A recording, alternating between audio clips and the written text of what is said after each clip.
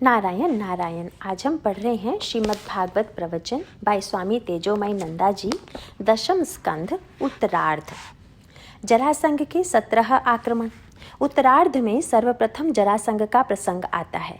जरासंघ मगध देश का राजा था और वह बड़ा शक्तिशाली था। जन्म लेते ही उसके 2 टुकड़े हो गए थे, पर जरा नाम की स्त्री ने उन्हें जोड़ दिया था। इसी वजह से उनका नाम जरासंघ पड़ गया।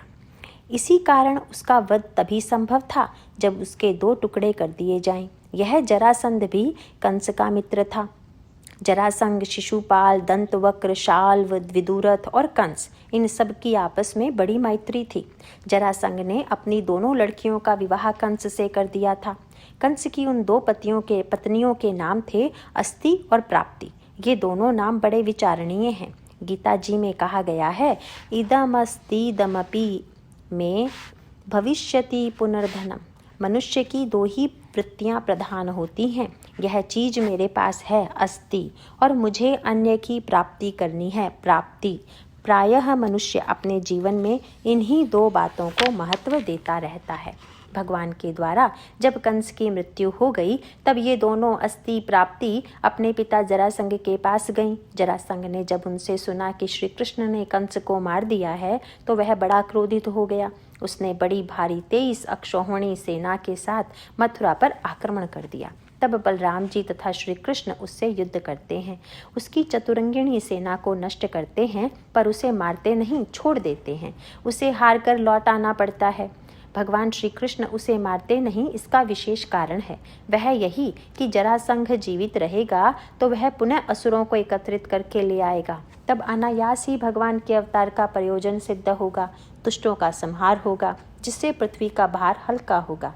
इसी प्रकार से उस जरासंध ने 17 बार मथुरा पर आक्रमण किया, बार बार युद्ध किया, परंतु हर बार भगवान ने उसे हराकर छोड़ दिया, मारा नहीं।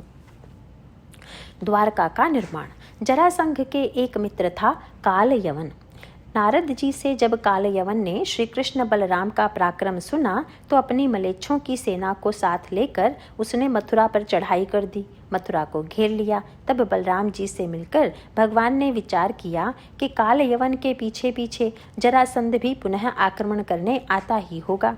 हम दोनों ही यदि इससे लड़ने लग जाएं, तो जरासंध उसी समय आकर हमारे स्वजन तथा प्रजाजनों को मार डालेगा। ऐसा सोचकर भगवान श्री कृष्ण ने समुद्र में एक द्वारका नाम की नगरी बनवा ली। ऐसी नगरी जिसके द्वार में ब्रह्म खड़ा हो, यानी जो मोक्ष का द्वार हो, उसे द्वारका कहते हैं। पुराणों के अनुसार 7 नगरियों मोक्षदायिनी मानी गई हैं। पहली अयोध्या, दूसरी मथुरा, इन्हें तो सब जानते ही हैं। तीसरी है माया अर्थात हरिद्वार, हरिद्वार को माया नगरी कहते हैं।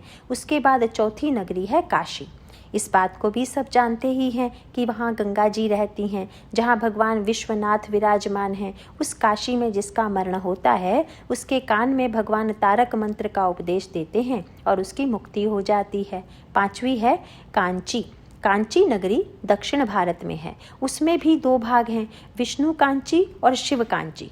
6ठी है उज्जैन, जो मध्य प्रदेश में है, इसे अवंतिका कहते हैं। और 7वीं है द्वारका।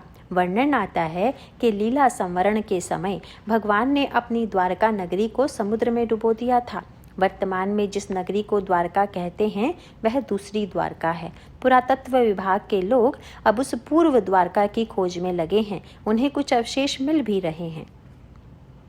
द्वारका का निर्माण करके भगवान ने अपनी अचिंत्य योग शक्ति से सारे स्वजनों को वहां पहुंचा दिया। मथुरा से उन्हें ले गए, क्योंकि मथुरा पर बार बार आक्रमण हो रहे थे। भगवान ने अपनी द्वारका समुद्र में बसाई, जिससे कि भविष्य में कोई आसानी से उस पर आक्रमण न कर सके। भगवान ने उसका वैभव बैकुंठ से भी अधिक बढ़ा दिया। जहाँ भगवान विराजते हों, वहाँ पर क्या कमी हो सकती है। कालयवन का भस्म होना। कालयवन जो मथुरा को घेर कर बैठा था, वह बड़ा अजेय था। उसे यह वरदान प्राप्त था कि युद्ध में उसके सम्मुख जो भी आए, उसे भागना पड़ेगा। भगवान इस रहस्य को जानते थे, अतः बलराम जी से सलाह करके उन्हें मथुरा वासियों की रक्षा के लिए वहीं छोड़कर वे स्वयं कालयवन का सामना करने के लिए मथुरा के द्वार के बाहर निकल गए। कालयवन के सामने आते ही वे भाग चले। आध्यात्मिक दृष्टि से यह जरासंध जरा अवस्था है, जीवन का उत्तरार्ध है। यद्यपि अनेक रोगों के रूप में इसके पुनः पुनः होने वाले आक्रमण से हमारी शरीर रूपी मथुरा नगरी क्षतिग्रस्त हो जाती है, उसके अवयव क्षीण होने लगते हैं, तथापि अनेक बार हम उसे पराजित करके उस पर विजय प्राप्त कर लेते हैं। परंतु जब यह काल रूपी काल यवन को साथ लेकर उसे सामने करके आता है, तब उससे नहीं लड़ा जा सकता। काल को पराजित करना हो तो उससे युद्ध नहीं किया जाता, काल के परे जाना पड़ता है। वह ब्रह्म विद्या से ही संभव है, उसके लिए ब्रह्म के द्वार द्वारका जाना पड़ता है। अतः 17 बार तो भगवान ने उसे हरा कर लौटा दिया। 18वीं बार जब वह अपने मित्र काल यवन को पहले भेज कर आता है, तब भगवान उससे लड़ते नहीं, तब भगवान उस काल यवन से या जरासंध से युद्ध नहीं करते। तब वे युद्ध भूमि से भागकर मथुरा को छोड़कर द्वारका में बस जाते हैं। अब इसका अर्थ यह मत समझ लेना कि भगवान डर के मारे भाग गए। भगवान को डर किस बात का? भगवान तो चतुराई करके भाग गए थे। देखो, यहाँ भगवान हमें सिखा रहे हैं कि किसी भी काम को तत्काल निपटा देना चाहिए। काल यवन ने भगवान को भागते देखा तो वह स्वयं भी उनके पीछे भागने लगा। भागते भागते भगवान उस गुफा में घुस गए जिसमें राजा मुचुकुंद सो रहे थे। राजा मुचुकुंद ने बहुत दिनों तक जगकर देवताओं की सहायता की थी। वे इतने थक गए थे कि देवताओं ने जब उनसे कहा कि आपको क्या वर चाहिए, तो उन्होंने कहा था, मैं बहुत थक गया हूँ, अब तो मुझे नींद चाहिए, नींद में मुझे कोई परेशान ना करे। तब उन्हें यह वरदान प्राप्त हो गया था कि उनकी निद्रा में यदि कोई विघ्न डालता है तो सर्वप्रथम उनकी दृष्टि जिस पर पड़े वह जलकर भस्म हो जाए। मुचुकुंद की कथा। तो ये मुचुकुंद महाराज वहाँ सो रहे थे। भगवान को सब मालूम था, अतः वे भागते हुए वहाँ पहुँचे और गुफा के अंदर छिप गए। अपना उपवस्त्र उन्होंने सोते हुए मुचुकुंद पर डाल दिया। इतने में उनका पीछा करते करते काल यवन भी गुफा में घुस आता है, परंतु उसे वहाँ पर ठीक से कुछ दिखाई नहीं पड़ता। देखो, प्रकाश से जब एकदम कोई अंधेरे में जाता है तो थोड़ी देर तक वह ठीक से कुछ देख नहीं पाता। कुछ देर बाद उसने देखा कि कोई वहाँ पर सो रहा है। फिर उस उपवस्त्र को देखकर काल यवन ने समझा कि यह कृष्ण ही है। उसे लगा कि युद्ध से भागकर यहाँ आकर सोता है। ऐसा सोचकर उसने सोए हुए मुचुकुंद को कृष्ण समझकर लात मार दी। तो सोए हुए राजा मुचुकुंद जग गए। उनको लगा, मुझे नींद से जगाने के लिए यहाँ कौन आ गया है। फिर तो क्या था, बस काल यवन सामने ही खड़ा था। जैसे ही राजा मुचुकुंद की दृष्टि उस पर पड़ी, वैसे ही वह जलकर राख हो गया। तब मुचुकुंद देखते क्या है कि भगवान वहाँ चुपचाप खड़े हैं। ये मुचुकुंद महाराज भगवान के भक्त थे। देखो, यहाँ भगवान ने एक साथ दो काम कर दिए हैं। एक तो भक्त को दर्शन दे दिया, मानो कि भगवान उससे कह रहे हों, अब कितना सोओगे, बहुत सो लिए, अब जागो। तो एक और तो मुचुकुंद को जगाकर अपना दर्शन करा दिया और दूसरी ओर काल यवन को भी सीधे निपटा ही दिया। देखो, इसीलिए भगवान मथुरा से भाग आए थे, डर के कारण नहीं। तो यहाँ भगवान राजा मुचुकुंद को दर्शन देते हैं और आशीर्वाद भी देते हैं कि तुम्हें मेरी अनपायनी भक्ति प्राप्त होगी। फिर कहते हैं, अब तुम यहाँ से जाओ और तप करो, अपनी साधना में आगे बढ़ो। अगले जन्म में जब तुम्हें ब्राह्मण जन्म प्राप्त होगा, तुम सबके सुहृत बनोगे, तब तुम्हें स्वरूपतः मेरी प्राप्ति होगी। कुछ लोगों का कहना है कि ये मुचुकुंद महाराज ही बाद में श्रीधर स्वामी बनकर आए। यह तो श्रद्धा की बात है, मान लेना हितकर है। श्रीधर स्वामी ने भागवत पर बहुत सुंदर भाष्य लिखा है। इस प्रकार काल यवन का भी नाश हो गया और भगवान श्री कृष्ण मथुरा लौट आए। फिर बलराम जी के साथ साथ उन्होंने काल यवन की सेना का संहार किया। तब तक जरासंघ ने पुनः 18वीं बार 23 अक्षौहिणी सेना सहित मथुरा पर आक्रमण कर दिया। यदुवंश से उसने काल यवन की सेना से प्राप्त जितना भी धन था उसे लूट लिया। भगवान चाहते तो अब की बार भी उसे हरा सकते थे, परंतु बलराम जी सहित वे नंगे पांव युद्ध भूमि से भाग खड़े हुए और रणछोड़ कहलाए। ये श्री कृष्ण भगवान ऐसे हैं कि ये जो भी करते हैं उसी में इनकी जय जयकार होने लगती है, उसी निमित्त से इनको नमन होने लगता है। वैसे यदि कोई रणभूमि को छोड़कर भाग जाता है तो लोग उसे कायर कहते हैं, भला क्या उसकी जय जयकार होती है? परंतु श्री कृष्ण चाहे युद्ध छोड़कर भाग जाएं, चाहे माखन चुराएं, उनको नमन ही किया जाता है। गोपियों के वस्त्र हरण करें तब भी गोपी वस्त्र हारकाय नमः, उन्हें वंदन ही किया जाता है। वे चाहे जो करें, इनका जय जयकार ही होता है। तो भगवान का एक और नाम पड़ गया रणछोड़ जी। मथुरा छोड़कर भागते हुए मार्ग में वे महापुरुषों से मिले, सत्संग किया और फिर प्रवर्षण पर्वत आदि होते हुए द्वारका पहुंच गए। इस प्रकार भगवान तथा अन्य यादवों का मथुरा से द्वारका गमन हुआ। बलराम जी तथा श्री कृष्ण के विवाह। अब द्वारका में पहले राजा रैवत की कन्या रेवती के साथ बलराम जी का विवाह हुआ। फिर श्री कृष्ण जी के पास रुक्मिणी जी का संदेश आता है। देखो, भगवान की जो प्रकृति है वह अष्टधा है, सो उनके 8 विवाह तो विशेष हैं। उसके बाद उनके हजारों विवाह हुए, एक साथ उनकी 16,000 शादियां हुई। ध्यान में रखना, ऐसा नहीं था कि एक श्री कृष्ण हों और 16,000 कन्याएं हों। प्रत्येक के साथ एक एक श्री कृष्ण थे। लोग कहते हैं भगवान ने 16,000 विवाह किए थे तो हम 2-4 विवाह क्यों नहीं कर सकते। वे ये नहीं जानते कि भगवान ने उन 16,000 पत्नियों का ध्यान किस प्रकार रखा था। वह सारा वर्णन हम आगे देखेंगे। जब नारद जी भगवान की दिनचर्या देखने के लिए द्वारका में जाते हैं, तब सामान्यतः मनुष्य एक पत्नी के साथ ही आनंद पूर्वक रह ले, वही बहुत है। भगवान की शक्ति अपार होती है, उनकी बराबरी कोई अन्य नहीं कर सकता। इस बात को भली प्रकार से समझ लेना चाहिए। अब देखो भगवान कैसे हैं। रुक्मिणी जी विदर्भ देश के राजा भीष्मक की कन्या थी। उनका भाई था रुक्मी। रुक्मिणी ने भगवान के गुणों की बड़ी प्रशंसा सुनी थी और इधर भगवान श्री कृष्ण ने भी रुक्मिणी की बहुत श्लाघा सुनी थी। दोनों का मन एक दूसरे पर मुग्ध हो गया था, यद्यपि दोनों ने एक दूसरे को देखा भी नहीं था।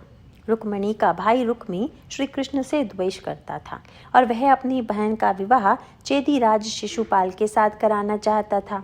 रुक्मिणी को शिशुपाल पसंद नहीं था। वे लक्ष्मी हैं, उनको तो भगवान श्री कृष्ण ही चाहिए। अतः वे सोचने लगी कि अब कैसे हो, क्योंकि श्री कृष्ण को तो ये लोग निमंत्रण भी नहीं भेजेंगे। स्वयंवर का आयोजन तो होगा पर श्री कृष्ण को आमंत्रण नहीं दिया जाएगा। रुक्मिणी जी का संदेश व उसका रहस्य। तब रुक्मिणी जी ने सोचा, ये लोग उन्हें नहीं बुलाते तो मैं ही बुला लेती हूँ। बड़ा साहस करके रुक्मिणी जी ने भगवान श्री कृष्ण को संदेश भेजा, एक विश्वास पात्र ब्राह्मण के माध्यम से। ब्राह्मण देवता जब श्री कृष्ण के पास पहुँचे तो पहले भगवान ने स्वयं उनका स्वागत सत्कार किया, सेवा की, भोजन कराया, फिर उनसे आने का कारण पूछा।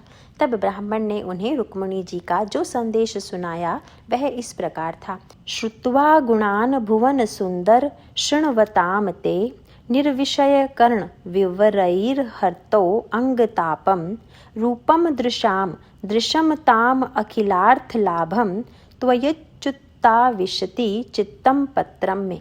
हे भुवन सुंदर। देखो, भुवन सुंदर का क्या तात्पर्य होता है। जो त्रिभुवन में सबसे सुंदर हो उसे कहते हैं भुवन सुंदर, या जिसके कारण त्रिभुवन को भी सुंदरता प्राप्त हो। वह आपके गुण ऐसे हैं कि सुनने वालों के कर्ण के द्वार से हृदय में प्रविष्ट होकर वे उनके सारे पाप ताप संताप को नष्ट कर देते हैं। आपका रूप ऐसा है कि उसे देखकर देखने वालों की दृष्टि सफल हो जाती है। यहाँ ध्यान देने की बात है कि हमारी आँखें केवल दूरदर्शन या संसार के अन्य व्यक्ति या वस्तुओं को देखने के लिए नहीं बनी हैं। ये तो भगवान का दर्शन करने के लिए हैं और भगवान का दर्शन हो सकता है। रुक्मिणी जी ने आगे कहा है, आपके ऐसे रूप तथा गुणों का वर्णन सुनकर मेरा मन लज्जा संकोच त्याग कर पूर्ण रूप से आप में ही समाविष्ट हो रहा है, आप में ही रम रहा है। फिर कहती हैं, मैं ही नहीं वरन ऐसी कौन सी धीर कुलवती कन्या होगी जो उचित समय आने पर कुलशील रूप विद्या वय धन धाम आदि में अपने ही समान तथा सारे विश्व को रमाने वाले आपका वर्णन ना करे। इसीलिए मैंने आपका वर्ण किया है, तो इसमें कोई अनुचित या अयोग्य बात नहीं है। मैंने स्वयं को आपके प्रति समर्पित कर दिया है। अब आप यहाँ आकर मुझे अपनी पत्नी के रूप में स्वीकार कीजिए। मैं आपकी हूँ। कहीं यह शिशुपाल आकर मुझे ले न जाए। कहीं ऐसा न हो कि सिंह का भाग सियार ले जाए। निर्मथ्य चैद्य मगधेन्द्र बलम प्रसह माम राक्षसेन विधिनो द्वह वीर्य शुल्काम। आप यहाँ आकर शिशुपाल तथा जरासंध को सेना सहित मत डालिए और मेरा अपहरण करके राक्षस विधि से मुझे यहाँ से ले जाइए, अन्यथा ये लोग मुझे जाने नहीं देंगे। अब यदि आपके मन में ऐसा विचार आता है कि तुम तो अंतःपुर में रहती हो, वहाँ पहरेदार होते हैं, तब तुम्हारे संबंधियों को मारे बिना मैं तुम्हें वहाँ से कैसे ले आ सकता हूँ, तो मैं उसका भी उपाय बताई देती हूँ। हमारे कुल में ऐसी परंपरा है कि विवाह के एक दिन पूर्व कन्या देवी दर्शन के लिए मंदिर में जाती है। आप मुझे वहीं से ले जाइए। यस्यांगिघ्र पंकज रज स्नपनम महांतो वांछत्युपापति रिवात्मतमौ अपहत्यै यह अम्बुजाक्ष न लभेय भवत प्रसादम जहाम सून व्रत कुशान छत जन्म भी सयात। फिर कहती हैं, अपने हृदय का ज्ञान दूर करने के लिए बड़े बड़े महापुरुष संत तथा स्वयं शिवजी भी आपकी चरण रज चाहते रहते हैं, उसमें स्नान करने की इच्छा रखते हैं। आपका वह प्रसाद चरण रज यदि मुझे प्राप्त नहीं हुआ तो जहाम सून मैं व्रत करके प्राणों को त्याग दूंगी, चाहे सैकड़ों जन्मों तक व्रत तप आदि करने पड़े तो भी मैं करती रहूंगी, लेकिन आपको ही पाऊंगी। देखिए, यहाँ रुक्मणी जी के संदेश के ब्याज से, निमित्त से एक साधक या साधिका के हृदय की बात कही गई है। भगवान के जैसा रूपवान गुणवान इस संसार में कौन है? तब इस संसार में या अपने जीवन में कुछ चाहने वाले के लिए भगवान से बढ़कर चाहने योग्य दूसरा क्या हो सकता है? कौन हो सकता है? भगवान ही चाहने योग्य हैं। अन्य किसी को चाहने से कोई सच्चा लाभ होता नहीं। अनुभव से यह बात लोगों को ज्ञात हो ही जाती है। भगवान के अतिरिक्त और चीज़ों को चाहने वाला दुख ही पाता है, अतः वह अज्ञानी ही कहा जा सकता है। यहाँ समझने की एक बात यह भी है कि कभी कभी भगवान को चाहते हुए भी हम ऐसी स्थिति में होते हैं कि स्वयं वहाँ से निकल नहीं पाते, लेकिन भगवान हमें उस परिस्थिति से निकाल सकते हैं। तभी तो रुक्मणी जी ने कहा था, आप मुझे यहाँ से ले जाइए, मैं यहाँ से नहीं निकल सकती। यानी साधक तो भगवान से यही कहेगा कि आप मुझे यहाँ से ले जाइए, ऊपर उठाइए। इतना ही नहीं, उस साधक का भाव कैसा होना चाहिए? भाव यह होना चाहिए कि भगवान के बदले में मुझे दूसरी कोई चीज़ नहीं चाहिए। नचिकेता जब यमराज के पास पहुँचे तो यमराज ने उन्हें बहुत सी अन्य चीज़ें दी और कहा कि तुम इन्हें ले लो, आत्मज्ञान की बात छोड़ दो। नचिकेता ने कहा, अपनी चीज़ें आप अपने पास ही रख लीजिए। वरस्तु में वर्णीय एव स एव, मुझे तो आत्मज्ञान ही चाहिए। देखो, हमें आत्मज्ञान की प्राप्ति क्यों नहीं होती? क्योंकि हम आत्मा का श्रवण तो करते हैं लेकिन वर्ण नहीं करते। सुनते बहुत हैं लेकिन मुझे परमात्मा ही चाहिए ऐसा हमें नहीं लगता। हम परमात्मा का वर्ण नहीं करते। जबकि रुक्मणी जी कैसी थी? उन्होंने तो कहा, सैकड़ों जन्मों तक मुझे तप करना पड़े तो मैं करूँगी, लेकिन आपके अतिरिक्त और किसी का वर्ण नहीं करूँगी। मुझे दूसरा कोई नहीं चाहिए। अब देखिए, रुक्मणी जी के संदेशवाहक का ये ब्राह्मण कौन थे? कहा जाता है कि ये पूर्व जन्म के वाल्मीकि ऋषि थे, जिन्होंने सीता जी का बहुत ध्यान रखा था, उन्हें संभाला था। श्री राम तथा सीता जी का पुनः संयोग कराने की उनकी बड़ी इच्छा थी, लेकिन जब वह समय आया तो सीता जी धरती में समा गई। वाल्मीकि जी की इच्छा अधूरी ही रह गई, वे उन दोनों को मिला नहीं सके। भगवान ने कहा, कोई बात नहीं, अगले जन्म में हम आपको यह अवसर देंगे, तब हमारे संयोग में आप निमित्त बनेंगे। तो इसीलिए कृष्णावतार के समय वाल्मीकि जी को ब्राह्मण का रूप प्राप्त हुआ। रुक्मणी जी का गुह्य संदेश सुनाकर ब्राह्मण देवता ने कहा, अब आप इस पर विचार करके जैसा करना हो शीघ्र कीजिए। भगवान श्री कृष्ण ने जब ब्राह्मण के द्वारा रुक्मणी जी के संदेश सुने तो उनका हृदय द्रवित हो गया। कहते हैं, मैंने भी उनकी प्रशंसा सुनी है, मैं अवश्य आऊँगा। राजा भीष्मक ने बुलाया नहीं तो क्या हुआ? जिसका विवाह होना है स्वयं उसने ही बुला लिया है, तो फिर सोचना क्या है? ऐसा निश्चय करके फिर भगवान ने सोचा कि स्वयंवर में पहुंचने के लिए इसी समय यहाँ से निकलना होगा। अतः अपने सारथी दारुक को बुलवाकर उस ब्राह्मण के साथ भगवान अकेले ही विदर्भ देश की राजधानी कुंडिनपुर की ओर चल पड़े।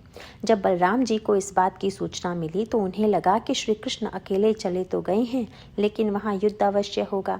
रुक्मी के जो अन्य मित्र जरासंघ, दंतवक्र, शाल्व आदि हैं, वे सब क्या देखते रह जाएंगे? वे सब क्या चुपचाप सब सह लेंगे, ऐसा नहीं होगा। ऐसा विचार करके बलराम जी अन्य यदुवंशियों को भी साथ लेकर श्री कृष्ण के पीछे पीछे वहां पहुंच गए। देखो कितना ध्यान रखते हैं अपने छोटे भाई का। तो भगवान श्री कृष्ण स्वयंवर स्थल कुंडिनपुर पहुंच गए।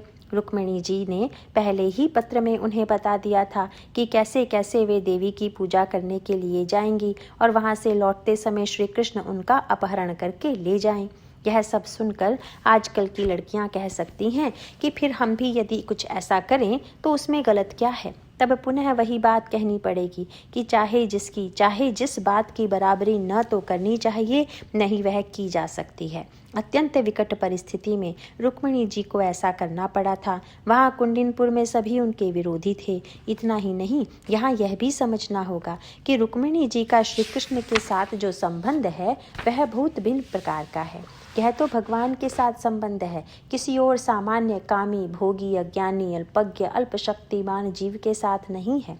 यहाँ तो परम प्रभु परमात्मा का वर्ण है। यमे वैश्ववृणेति तेन लभ्यः तस्यैव आत्मा विवृणुते तनुवाम। देखो आत्मा का वर्ण तो सबको ही करना है। ये भगवान श्री कृष्ण कौन है? ये तो सबकी आत्मा है। उपनिषदों में कहा गया है कि इस आत्मा की प्राप्ति उसी को होती है जो मात्र इसी का वर्ण करता है। स्वयंवर करना पड़ता है, स्वयं ही उसी को चुनना पड़ता है, उसी का वर्ण करना पड़ता है। श्री कृष्ण परमात्मा है। तो रुक्मिणी ने किसी सामान्य पुरुष का वर्ण नहीं किया था, वह तो साक्षात भगवान का ही वर्ण था। उधर रुक्मिणी जी का हृदय व्याकुल हो रहा था कि स्वयंवर का समय निकट आता जा रहा है। अभी तक ब्राह्मण देवता आए नहीं। इतने में ब्राह्मण वहां पहुंच गए और उन्होंने रुक्मिणी जी को भगवान के आगमन का समाचार दिया। रुक्मिणी जी सोचने लगे कि ब्राह्मण देवता ने इतना बड़ा और इतना प्रिय कार्य किया और इनको देने योग्य कोई वस्तु ही नहीं है। देखो रुक्मिणी जी साक्षात लक्ष्मी जी हैं, तथापि उन्हें लगा कि मैं इन्हें क्या दूं। तो ऐसा सोचकर रुक्मिणी जी ने उन्हें बस नमस्कार कर दिया। ब्राह्मण देवता कोरा नमस्कार लेकर ज्यों के त्यों रह गए। क्या बात है कि कुछ दिया नहीं, सिर्फ नमो नमो कर दिया। ध्यान में रखना, लक्ष्मी जी ने नमस्कार कर दिया, यह कोई सामान्य बात नहीं है। वैसे लक्ष्मी जी ब्राह्मणों पर नाराज रहती हैं, लेकिन यहाँ उन्होंने ब्राह्मण को नमस्कार कर दिया। रुक्मिणी जी का अपहरण। भगवान श्री कृष्ण जब विदर्भ की राजधानी कुंडिनपुर पहुंच गए तब राजा भीष्मक ने उनका तथा बलराम जी का बड़े आदरपूर्वक स्वागत किया। यद्यपि वे समझ नहीं पा रहे थे कि श्री कृष्ण बलराम को निमंत्रण किसने भेजा है, तथापि राजा भीष्मक ने श्री कृष्ण बलराम जी का यथोचित स्वागत किया क्योंकि वे भक्त थे। उधर शिशुपाल आदि सब बड़े प्रसन्न थे। शिशुपाल समझ रहा था कि रुक्मिणी का विवाह मेरे साथ ही होगा, क्योंकि रुक्मिणी का भाई रुक्मी तथा पिता भीष्मक दोनों मेरे साथ हैं। वैसे रुक्मिणी का विवाह शिशुपाल के साथ ही हो, इसमें राजा भीष्मक का कोई विशेष आग्रह नहीं था, परंतु उनका लड़का रुक्मी जो ज्यादा शक्तिशाली था वह श्री कृष्ण से बहुत द्वेष करता था। यह जानते हुए भी कि रुक्मिणी श्री कृष्ण को ही चाहती हैं, वह रुक्मिणी का विवाह श्री कृष्ण की जगह शिशुपाल से ही कराना चाहता था। अतः रुक्मिणी के साथ अपना विवाह निश्चित मानकर शिशुपाल प्रतीक्षा कर रहा था। निर्धारित समय पर पूर्व परंपरा के अनुसार रुक्मिणी जी देवी के मंदिर में पूजा करने जाती हैं। पूजन के पश्चात जब वे वहां से लौट रही थी तब सबके देखते देखते ही भगवान बड़ी तेजी से वहां पहुंचते हैं। रुक्मिणी जी तो पहले से ही तैयार थी, सो भगवान ने उन्हें उठाकर अपने रथ पर बैठा लिया और वहीं से चल दिए। यह सब इतनी तेजी से हुआ कि दूसरे सब देखते ही रह गए, परंतु जैसे ही वहां उपस्थित राजाओं को स्थिति का भान हुआ तो वे सभी क्रोधित होकर भगवान के पीछे चल पड़े। तब बलराम जी सहित यदुवंशी सेना ने शत्रु राजाओं की सेना को नष्ट कर दिया। जरासंध आदि राजा युद्ध से भागकर लौट आए। लौटकर उन सब ने देखा कि शिशुपाल हतोत्साहित होकर अत्यंत निराश हो गया है। उसकी दशा देखकर जरासंध आदि उसे समझाने लगे कि अब क्या किया जाए, जो भाग्य में लिखा होता है वही होता है। इस प्रकार उसे समझाकर शिशुपाल सहित वे अपने अपने स्थान पर लौट गए। लेकिन रुक्मी को बड़ा गुस्सा आया। वह कहने लगा कि ऐसा कैसे हो सकता है। ऐसा कहते हुए अपनी सेना लेकर वह श्री कृष्ण के पीछे चल पड़ा। भगवान का पीछा करता हुआ वह उनके निकट पहुंच ही गया। दोनों में लड़ाई होने लगी और जब भगवान ने देखा कि रुक्मी उन पर वार करने जा रहा है तब भगवान ने उसे मार ही देना चाहा। यह देखकर रुक्मिणी जी घबरा गई। उन्होंने अपने भाई रुक्मी को छोड़ देने के लिए भगवान से प्रार्थना की तो भगवान ने उसे छोड़ दिया। लेकिन फिर भी जब रुक्मी ने भगवान का अनिष्ट करना चाहा तो भगवान ने उसे विद्रूप करके बांध दिया। तब तक बलराम जी तथा अन्य यदुवंशी भी वहां पहुंच गए। बलराम जी ने रुक्मी को उस दशा में देखा तो उन्हें उस पर दया आई। उसका बंधन खोलकर उन्होंने उसे छोड़ दिया और श्री कृष्ण से कहा कि यह तुमने अच्छा नहीं किया, लेकिन उन्होंने रुक्मिणी जी को समझाकर शांत किया। श्री कृष्ण रुक्मिणी विवाह। रुक्मिणी के साथ भगवान का यह जो विवाह हुआ उसे राक्षस विवाह कहते हैं। विवाह भी अनेक प्रकार के होते हैं। इस प्रकार जब कन्या का अपहरण करके उसे ले जाते हैं तो वह विवाह राक्षस विवाह कहलाता है। लड़का लड़की एक दूसरे को पसंद हों और वे अपनी इच्छा से विवाह करें तब उसे गांधर्व विवाह कहते हैं। गांधर्व विवाह को ही आजकल की भाषा में प्रेम विवाह कहते हैं। वैदिक विवाह, गांधर्व विवाह, राक्षस विवाह, पिशाच विवाह, ऐसे कई प्रकार के विवाह होते हैं। तो पहले भगवान रुक्मिणी जी का अपहरण करके राक्षस विवाह कर वहां से उन्हें ले आए, लेकिन द्वारका पहुंचकर भगवान ने रुक्मिणी जी से वैदिक विवाह किया। इस प्रकार रुक्मिणी तथा श्री कृष्ण का विवाह संपन्न हुआ। प्रद्युम्न द्वारा शंबरासुर का वध। उसके बाद इनके पुत्र हुए प्रद्युम्न। प्रद्युम्न पूर्व जन्म में कामदेव थे। उन्हें भगवान शंकर ने जला दिया था तो वे अनंग हो गए थे। कामदेव की पत्नी रति की प्रार्थना पर शंकर भगवान ने कह दिया था कि अगले जन्म में कामदेव वसुदेव के घर रुक्मिणी नंदन के रूप में प्रकट होगा। वासुदेव के घर रुक्मिणी नंदन के रूप में प्रकट होगा। तो अब वे ही कामदेव भगवान के पुत्र प्रद्युम्न बनकर आ गई। भागवत में उनकी कथा विस्तार से कही गई है। 10 दिन के प्रद्युम्न को शंबरासुर ने समुद्र में फेंकवा दिया था, क्योंकि उसे मालूम हो गया था कि प्रद्युम्न बड़ा होकर उसका शत्रु बनेगा। समुद्र में एक बड़े मच्छ ने बालक प्रद्युम्न को निगल लिया। मछुओं ने उस मच्छ को शंबरासुर को भेंट कर दिया। उसके पाकशाला में जब वह मच्छ काटा गया तो उसमें से एक सुंदर शिशु निकला। नारद जी से रति को इस होनी का पूर्व ज्ञान हो गया था। इसी कारण वह मायावती बनकर शंबरासुर के महल में काम करने लगी थी। उसने उस शिशु प्रद्युम्न को लेकर उसका पालन पोषण किया। प्रद्युम्न शीघ्र ही युवक बन गए। तब रति ने अपना असली स्वरूप प्रकट करके सारी कथा कह सुनाई और यह भी कहा कि द्वारका में आपकी माता आपके लिए व्याकुल है। तब रति के द्वारा सिखाई गई महामाया नामक विद्या अर्जित कर प्रद्युम्न ने शंबरासुर को मार डाला। उसके बाद रति को साथ लेकर आकाश मार्ग से वे द्वारका पहुंच गए। तब नारद जी ने वहां पहुंचकर सारा वृतांत कह सुनाया।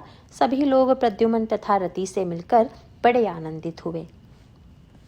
स्यमंतक मणि की कथा। इसके बाद स्यमंतक मणि का प्रसंग आता है। स्यमंतक मणि सन्नाजित नाम के एक व्यक्ति के पास थी। उस मणि की विशेषता यह थी कि वह रोज 8 भार सोना देती थी। इसी कारण से उस पर बहुतों की नज़र थी। भगवान ने सत्राजित से कहा था कि ऐसी विशिष्ट मणि किसी व्यक्ति के पास नहीं होनी चाहिए, इसे तुम राजा उग्रसेन को दे दो। भगवान चाहते थे कि उससे लोगों का कल्याण हो। ऐसी संपत्ति किसी एक व्यक्ति के पास रह जाए तो वह अपनी ही धनराशि बढ़ाने में लगा रहेगा, उससे लोगों का तो कोई उपकार होगा नहीं। इसी विचार से भगवान ने सत्राजित से कहा था कि इसे लोक कल्याण के लिए छोड़ दो, लेकिन उसने भगवान की बात नहीं मानी थी। अब हुआ यह कि एक दिन सत्राजित का भाई प्रसेन उस मणि को पहनकर जंगल में चला गया। वहां एक शेर ने उसे मारकर वह मणि ले ली। फिर शेर से जांबवान ने ले ली। उधर सत्राजित ने यह मान लिया कि श्री कृष्ण ने ही प्रसेन को मारकर वह मणि चुरा ली है। बलराम जी को भी शंका हो गई कि कहीं श्री कृष्ण ने उस मणि को चुरा न लिया हो। भगवान के ऊपर भी चोरी का कलंक लगा, लेकिन भगवान ने उस कलंक को धो डाला, उसे मिथ्या सिद्ध कर दिया। श्री कृष्ण जांबवती विवाह। मणि का पता लगाने के लिए वे प्रसेन को ढूंढने निकल पड़े। प्रसेन को ढूंढते ढूंढते भगवान एक गुफा में पहुंचे, जहां जांबवान जी उस मणि को लिए बैठे थे। जांबवान जी जो देवताओं के अंश हैं, वे वामन अवतार के समय से वहीं थे। राम अवतार के समय उन्होंने श्री रामचंद्र जी का साथ दिया था। अब कृष्ण अवतार के समय भी वे वहां एक गुफा में रहते थे।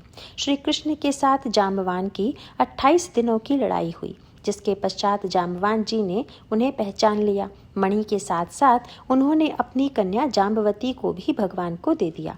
इस प्रकार भगवान का दूसरा विवाह जाम्बवती के साथ हुआ। श्री कृष्ण सत्याभामा विवाह। वहाँ से लौटकर भगवान ने सत्राजित से कहा कि देखो, इसे मणि को चुराकर मैं नहीं ले गया था। फिर पूरी घटना सुनाकर वह मणि उन्होंने सत्राजित को दे दी। सत्राजित बड़ा लज्जित हुआ। फिर अंततः उसने भी अपनी कन्या सत्यभामा सहित वह मणि भगवान को सौंप दी। परंतु भगवान ने कहा, सूर्य भगवान से प्राप्त इस मणि को तुम अपने पास ही रखना, हमें बस उसका फल 8 भार सोना दे दिया करना। तब भगवान का तीसरा विवाह हुआ सत्राजित की कन्या सत्यभामा के साथ। इसका अभिप्राय यह है कि मनुष्य को कर्म रूपी साधन करना चाहिए, लेकिन उसका फल भगवान को अर्पित कर देना चाहिए। इसके बाद श्री कृष्ण तथा बलराम जी को हस्तिनापुर जाना पड़ा। तब अक्रूर जी तथा कृतवर्मा के बहकावे में आकर शतधन्वा ने सत्राजित को मारकर वह मणि ले ली। सत्यभामा को जब पता चला तो वे हस्तिनापुर पहुंच गई और उन्होंने श्री कृष्ण तथा बलराम जी को अपने पिता की हत्या के विषय में सारी बातें कह सुनाई। तब वे सब द्वारका लौट आए। उनके भय से शतधन्वा ने अक्रूर जी तथा कृतवर्मा दोनों से सहायता मांगी, पर उन दोनों ने ही उसकी सहायता करने से मना कर दिया। तब शतधन्वा ने उस मणि को अक्रूर जी के पास फेंककर घोड़े पर सवार होकर भाग चला। श्री कृष्ण बलराम उसके पीछे गए और अंततः भगवान ने अपने चक्र से उसका सिर काट डाला, लेकिन वह मणि उसके पास नहीं मिली। श्री कृष्ण के अन्यान्य विवाह। तब बलराम जी तो विदेहराज जनक के पास चले गए और श्री कृष्ण द्वारका लौट आए। वहाँ सबसे सारी बातें कह दी। फिर एक दिन भरी सभा में अक्रूर जी को बुलवाकर भगवान ने कहा कि मैं जानता हूँ वह मणि आपके पास है, एक बार उसे सबको दिखाकर यह सिद्ध कर दीजिए कि वह मणि मेरे पास नहीं है, क्योंकि इस विषय में बलराम जी को भी मुझ पर पूर्ण विश्वास नहीं रहा। तब अक्रूर जी ने वह मणि सबको दिखा दी। इस प्रकार भगवान ने अपने ऊपर लगे हुए कलंक को दूर किया। फिर यह मणि अक्रूर जी को लौटा दी। अब इसके बाद पुनः भगवान के अनेकों विवाहों का वर्णन आता है। उसमें कालिंदी, मित्राविंदा, सत्या, भद्रा तथा लक्ष्मणा, इनके साथ भगवान के जो पाणी ग्रहण हुए वे विशेष हैं। वे 5 और पूर्व कथित 3 भगवान की ये 8 रानियां उनकी अष्टधा प्रकृति की सूचक हैं। किसी किसी को लगता है कि इतने सारे विवाह, वास्तव में देखा जाए तो भागवत में जितने विवाह कहे गए हैं वे भी कम ही हैं। सच बात तो यह है कि संसार में जितने विवाह होते हैं वे सब भगवान के ही होते हैं। हिंदू धर्म में यही माना गया है कि जो भी विवाह होता है उसमें वर कोई अन्य पुरुष नहीं होता, उसे तो नारायण भगवान ही मानते हैं और उस कन्या को भी लक्ष्मी के समान ही मानते हैं। प्रत्येक विवाह में यही कहते हैं कि यह लक्ष्मी भगवान नारायण को दी जा रही है। देखो, वास्तव में समस्त देहों में स्थित चेतन तो वे सच्चिदानंद भगवान ही हैं। इस दृष्टि से देखें तो सारे के सारे विवाह उन्हीं के साथ हो रहे हैं। जब तक आत्मज्ञान की दृष्टि प्राप्त न हो जाए तब तक, या फिर श्री कृष्ण को ईश्वर की दृष्टि से न देख सकें तब तक इस बात पर मन में शंकाएं बनी रहती हैं। अन्य पुराणों में भगवान श्री कृष्ण के जितने भी विवाह हुए उन सब की पूर्व जन्म की कथाएं भी कही गई हैं। भगवान ने उन सब से कहा था कि अगले जन्म में मैं तुम्हारी इच्छा पूर्ण करूंगा। तो इस प्रकार यह एक जन्म की बात नहीं है। श्री कृष्ण अवतार में भगवान ने जाने कितने कितने जीवों की, कितने ही जन्मों की इच्छाएं पूरी कर रहे हैं। इसीलिए भगवान का यह श्री कृष्ण अवतार पूर्ण अवतार है। पूर्व के सारे वचनों की पूर्ति भगवान ने इस अवतार में की है। जिस जिसको जो वचन दे रखा था, जिस जिसकी जैसी जैसी इच्छा थी, श्री कृष्ण अवतार में भगवान ने उन सब को पूरा कर दिया। इस दृष्टि से यदि कोई कहना चाहे कि भगवान का श्री राम अवतार कम कलाओं का था तो यह बात समझी जा सकती है, क्योंकि उन्होंने उस अवतार में जो वचन दे रखे थे उन्हें आगे चलकर श्री कृष्ण अवतार में पूरा किया। हम देख चुके हैं कि श्रीमद् भागवत भले ही संस्कृत भाषा में लिखा गया हो, लेकिन उसका अर्थ न तो शब्दकोश से समझा जा सकता है और न ही साहित्य के या मात्र संस्कृत व्याकरण के ज्ञान से। यह तो ऐसा है कि जब देवर्षि नारद जी ने इसे भागवत को व्यास जी को सुनाया तो उनकी समाधि लग गई थी। फिर उन्होंने पहले ध्यान किया, परमात्मा का दर्शन किया, उनकी माया आदि शक्ति का भी दर्शन किया और तब उसके बाद ही समाधि की भाषा में समाधि के अनुभव को, समाधि गम्य अर्थ को उन्होंने भागवत के रूप में व्यक्त किया, उसे लिख डाला। अतः भागवत का अर्थ लौकिक नहीं हो सकता। यह बात जब हमारी समझ में आ जाए तब हमारे मन की बहुत सी व्यर्थ की शंकाएं निवृत्त हो जाती हैं। भौमासुर का उद्धार। तत्पश्चात भौमासुर का प्रसंग आता है। उसी का नाम था नरकासुर। यद्यपि वह पृथ्वी देवी का ही पुत्र था, तथापि वह बड़ा भयंकर और महा अत्याचारी असुर था।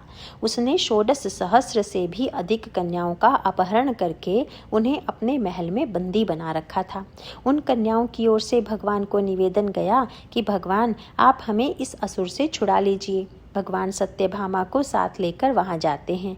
जब भगवान वहां पहुंचते हैं तो देखते क्या हैं कि वहां भौमासुर ने अनेक प्रकार की किलेबंदी व अभेद्य दीवारें खड़ी कर रखी थी। भगवान अपने सुदर्शन चक्र तथा अन्य आयुधों से उन सबको ढहाते हुए आगे बढ़ते चले जाते हैं। फिर भौमासुर के साथ उनका युद्ध होता है। अंत में भगवान उसे मार डालते हैं। इसीलिए दिवाली के समय पहले लक्ष्मी पूजन करते हैं, फिर नरक चतुर्दशी के दिन लोग प्रातः शीघ्र उठकर स्नान करते हैं और आरती करते हैं, क्योंकि उस दिन भगवान श्री कृष्ण ने नरकासुर भौमासुर को मार डाला था। ये परंपराएं मालूम होनी चाहिए। नरकासुर का वध करके जब भगवान ने उन 16,000 कन्याओं को मुक्त किया, तब वे सबकी सब भगवान से प्रार्थना करती हैं कि अब आप ही हमें आश्रय दें, हम आप ही की शरण ग्रहण करती हैं। इसी कारण तब उन सभी कन्याओं के साथ भगवान का विवाह हुआ। श्री कृष्ण के 16,000 विवाह। अब देखो, भगवान के जो इतने सारे विवाह हुए वे बड़े विचित्र थे। इस प्रसंग को मात्र ईश्वर दृष्टि से ही नहीं, सामाजिक दृष्टि से भी जरा विचार करके देखना चाहिए। सच बात तो यह है कि जब किसी की कन्या अपहृत हो जाती है तो वह दूसरे के घर में या राक्षस आदि के घर में रहकर आती है, तो कई बार स्वयं उसके माता पिता भी सहजता से उसे स्वीकार करने के लिए तैयार नहीं होते। उनका मन अनेक प्रकार की आशंकाओं से भर जाता है। उन्हें लगता है अब इसके कारण समाज में हमारी अवहेलना हो सकती है, हम उसका सामना कैसे करेंगे। कई बार माता पिता भी अपनी उस कन्या को छोड़ देने के लिए तैयार हो जाते हैं। यहाँ भगवान सोचते हैं कि ये 16,000 हैं, अब यदि इनको किसी ने स्वीकार नहीं किया तो फिर कैसी स्थिति हो जाएगी। वह तो बड़ी भयानक स्थिति होगी, क्योंकि जब इतनी सारी स्त्रियां बिना किसी घर बार के रह जाएंगी तब समाज की स्थिति तो बिगड़ेगी ही, स्वयं इनकी स्थिति भी खराब हो जाएगी। ऐसा सोच विचार करके भगवान ने उन्हें स्वीकार कर लिया। देखो, उन सब पर भगवान ने यह कितना बड़ा उपकार किया। इस घटना को देखने की एक दृष्टि तो यह हो सकती है कि भगवान ने उनकी इच्छा पूर्ति की, परंतु यह तो एक बड़ी ही सामान्य बात हुई। विशेष बात तो यह है कि ऐसा करके भगवान ने समाज में कितना बड़ा परिवर्तन ला दिया, कितनी बड़ी क्रांति और साथ ही शांति भी स्थापित कर दी। इस तरह भगवान ने उन सभी कन्याओं पर उपकार करके उनका कल्याण कर दिया। अब देखो, यह एक विचारणीय बात है कि क्या किसी एक पुरुष के लिए 16,000 स्त्रियों के साथ एक साथ विवाह करना संभव है? क्या पहले कभी किसी ने ऐसा किया है? 16,000 स्त्रियों के साथ रहना क्या संभव है? यदि प्रत्येक के साथ एक एक मिनट के लिए ही रहना हो तो भी कितना समय लग जाएगा, जरा बताओ। अतः इतनी बात तो स्पष्ट ही है कि ऐसा नहीं हो सकता। ऐसा भी था भी नहीं। उन राजकन्याओं के लिए भगवान ने न केवल 16,000 महल बनवाए, वरन उन्होंने स्वयं अपने भी उतने ही रूप बना लिए जितनी उनकी रानियां थी। प्रत्येक महल में भगवान हर एक के साथ अलग अलग होते थे। हम पहले भी देख चुके हैं कि जब ब्रह्मा जी ने बछड़ों तथा ग्वाल बालों को छिपा दिया था, तब भगवान स्वयं ही उतने बछड़े और गोपबाल बनकर ब्रजवासियों को आनंदित कर रहे थे। तब स्वयं अपने ही अनेक प्रतिरूप बना लेने में उनका क्या बिगड़ता है? आखिर एक तन की उपाधि ही तो चाहिए ना, बस हो गए अनेक रूप। इस प्रकार 16 सहस्र राजकन्याओं के साथ भगवान का विधिवत विवाह हुआ। वहां से लौटते समय श्री कृष्ण इंद्र की अमरावती से सत्यभामा के लिए पारिजात वृक्ष भी ले आए। उसके लिए इंद्र तथा अन्य देवताओं से उन्हें लड़ना भी पड़ा। श्री कृष्ण रुक्मिणी संवाद। इसके बाद संक्षेप में एक अध्याय में रुक्मिणी जी तथा श्री कृष्ण का एक प्रणय कलह वर्णित है। वह उनका प्यार भरा झगड़ा है। देखिए, भगवान श्री कृष्ण अपने भक्त की भक्ति पुष्ट करते रहते हैं। भक्ति रस की पुष्टि के लिए संयोग ही पर्याप्त नहीं है, उसके लिए वियोग भी आवश्यक है। वियोग में भजनीय का, प्रिय का स्मरण अधिक बना रहता है। तभी तो भगवान ने गोपियों को उतना दीर्घ वियोग दिया, लेकिन उसी कारण गोपियों का भगवान के साथ निरंतर संयोग बना रहा। तथापि रुक्मिणी जी का तो भगवान के प्रति ऐसा प्यार था कि वास्तविक वियोग की बात ही क्या, वे तो भगवान का वाचिक वियोग भी सहन नहीं कर सकी। भगवान ने अपने वचनों से सिर्फ इतना ही कहा था कि तुम किसी श्रेष्ठ क्षत्रिय का वर्ण करके उसके पास चली जाओ, तो इतने से ही उनका चेहरा सफ़ेद पड़ गया और भय के कारण वे बेहोश हो गई। भगवान घबरा गई कि छोड़ने का नाम लेने से ही इतनी व्याकुल हो गई। भगवान ने अपनी चारों भुजाओं से उन्हें उठा लिया। फिर उनके अश्रुओं को पोंछते हुए भगवान उनसे कहते हैं, मैं तो केवल विनोद कर रहा था। फिर भगवान ने उन्हें समझा बुझा कर प्रसन्न किया। देखो, रुक्मिणी जी ऐसी थी, भगवान उन्हें छोड़ देंगे, इस विचार से ही वे इतनी व्याकुल हो गई। ऐसा घनिष्ठ प्रेम था उनका। श्री कृष्ण की संतति का वर्णन। आगे श्री कृष्ण की संतति का वर्णन आता है। प्रद्युम्न के पुत्र अनिरुद्ध के विवाह का भी वर्णन है। यहाँ उसे हम संक्षेप में देखेंगे। बाणासुर की कन्या थी उषा। वह स्वप्न में एक पुरुष को देखती है। उसका मन उस पुरुष पर न्योछावर हो जाता है। अतः अगले दिन से वह गुमसुम सी रहने लगती है। उसे देखकर उसकी सखी चित्रलेखा कहती है, तुम्हें क्या हो गया है, तुम ऐसी उदास क्यों हो गई हो। तब उषा ने उससे कहा, स्वप्न में मैंने एक पुरुष को देखा, वह इतना सुंदर था कि मेरा मन उस पर रीझ गया है। अब वह चित्रलेखा भी बड़ी विलक्षण प्रतिभाशाली थी। कहती है, मैं चित्र बना बना कर दिखाती हूँ, तुम बताना कि उनमें से कौन सा चित्र उस पुरुष से मिलता है। फिर वह चित्र बनाती जाती है। जब उसने भगवान श्री कृष्ण का चित्र बनाया तो उषा ने कहा कि वह इस चित्र से मिलता जुलता था। फिर उसने प्रद्युम्न और प्रद्युम्न के बाद अनिरुद्ध का चित्र बनाया। तब उषा ने कहा कि वह ऐसा ही था। चित्रलेखा को योग सिद्धियां भी प्राप्त थी। अपनी योग विद्या से वह अनिरुद्ध को द्वारका से उठाकर ले आती है और उषा के कक्ष में पहुंचा देती है। जब बाणासुर को इस बात का पता लगा तब सैनिकों सहित उषा के महल में जाकर उसने अनिरुद्ध को घेर लिया। फिर जब देखा कि अनिरुद्ध ने साहसपूर्वक सबका सामना करते हुए सैनिकों का संहार कर डाला तो बाणासुर ने नागपाश से अनिरुद्ध को बांध लिया। यह बड़ी विचित्र कथा है। उधर द्वारका में किसी को पता ही नहीं चला, क्योंकि देखो, भगवान श्री कृष्ण की सहस्रों पत्नियां थी तो बच्चे कितने रहे होंगे। तब नारद जी वहां द्वारका में जाते हैं और कहते हैं कि अरे, तुम्हारे घर में रोल काल होता है कि नहीं, सभी बच्चे घर वापस आ गए कि नहीं, इस बात का भी कोई ध्यान रखता है या नहीं। आपके घर में एक बच्चा गायब है, किसी को इस बात का पता भी है। बोले, हाँ, एक बच्चा नहीं है, कौन है वह। तब नारद जी ने कहा, अनिरुद्ध कहाँ है, कहाँ गया है। बोले, पता नहीं कहाँ गया, इतने सारे हैं तो पता ही नहीं चलता कि क्यों कौन कहाँ गया। इस प्रकार यह बड़ी विचित्र लीला है। फिर नारद जी ने सारी बात कह सुनाई कि किस प्रकार अनिरुद्ध अब बाणासुर के नागपाश से बंधा हुआ वहां शोणितपुर में कैद है। तब श्री कृष्ण बलराम तथा अन्य यदुवंशी बाणासुर पर चढ़ाई करके बंदी बनाए गए अनिरुद्ध को मुक्त कराते हैं। फिर उषा और अनिरुद्ध का विवाह कराकर उन्हें ले आते हैं। इसके पूर्व रुक्मी की पौत्री रोचना के साथ अनिरुद्ध के विवाह के समय जुआ खेलते हुए जब रुक्मी ने बेईमानी की और व्यंग किया तो बलराम जी ने उसे मार ही डाला। उस पर रुक्मिणी जी बहुत नाराज हुई। श्री कृष्ण मौन साध गए। इससे वह झगड़ा वहीं समाप्त हो गया। राजा नृग का उद्धार। इसके बाद भगवान ने गिरगिट रूप को प्राप्त हुए राजा नृग का उद्धार किया। उसे देवता का रूप प्राप्त हो गया। पूर्व जन्म में वह बड़ा दानी था, तथापि एक बार जिस गाय को दान में दिया जा चुका था वह किसी प्रकार लौटकर पुनः राजा नृग की गायों में मिल गई थी। अनजाने में वह गाय पुनः किसी दूसरे ब्राह्मण को दान में दी गई। जिस ब्राह्मण को वह पहले दी गई थी उसने राजा नृग के पास जाकर कहा कि उस गाय को वे उसे लौटा दें, परंतु जिसे वह दूसरी बार दान में दी गई थी वह उसे लौटाने को तैयार नहीं था। राजा नृग शीघ्र इसका समाधान नहीं कर पाए। इस प्रसंग को वाल्मीकि रामायण में बड़ी सुंदर रीति से कहा गया है। न्याय करने में विलंब करने के कारण ही राजा नृग को गिरगिट बनना पड़ा। इस प्रसंग से सीखना यह है कि एक बार दान में दी हुई वस्तु गलती से भी पुनः दान में नहीं दी जा सकती। ब्राह्मण का धन कभी गलती से भी हमारे पास ना आ जाए। दूसरी बात यह है कि किसी राजा को न्याय करने में कभी विलंब नहीं करना चाहिए। कुछ समय बाद बलराम जी कहते हैं कि मैं एक बार व्रज में जाकर आता हूँ। जिस प्रकार गोकुल में भगवान श्री कृष्ण के प्रेमी प्रशंसक गोप गोपियाँ थे, उसी प्रकार वहाँ बलराम जी के प्रशंसक भी थे। तो बलराम जी व्रज में जाते हैं और सबसे मिलकर उन्हें सुख देकर लौट आते हैं। राजा पौंड्रक की कथा। इस बीच जब बलराम जी व्रज में थे, तब कुरुश देश के एक अज्ञानी राजा पौंड्रक को उसके कुछ मूर्ख साथियों ने बहका दिया कि सच्चे वासुदेव तो तुम ही हो। द्वारका में जो श्री कृष्ण है वह भले ही वासुदेव कहलाता हो, पर वह असली वासुदेव नहीं है।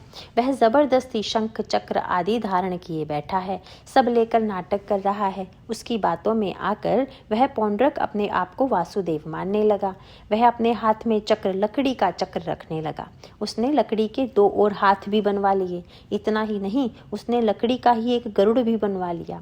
उसमें भी चक्र आदि लगवाकर उड़ने का प्रबंध करा लिया। ग्लाइडर जैसी कोई चीज बनवा ली उसने। फिर उन साथियों के बहकावे में आकर पौंड्रक ने श्री कृष्ण के पास अपना दूत भेज दिया। देखो, हमारी वर्तमान की राजनीति में भी यह सब बहुत हो रहा है। कोई कहता है हम असली कांग्रेसी हैं, तो कोई वे असली नहीं हैं। कहने का अर्थ है कि आज भी पौंड्रक बहुत हैं। यह असली है कि नहीं, इस बात का झगड़ा चलता रहता है। यह कोई नई बात नहीं है। वह दूत द्वारका पहुंचकर राजसभा में बैठे हुए श्री कृष्ण को अपने राजा का संदेश सुनाते हुए कहता है कि मैं ही एकमात्र वासुदेव हूँ। तुम कौन हो जो झूठ मूठ अपने आप को वसुदेव कहकर विष्णु भगवान के आयुध तथा चिन्हों को धारण किए बैठे हो। मेरी शरण में आकर उन सब का समर्पण कर दो, अन्यथा मेरे साथ युद्ध के लिए तैयार हो जाओ। सुनकर सभा में उपस्थित मंत्रीगण तथा उग्रसेन आदि सभी हंसने लगे।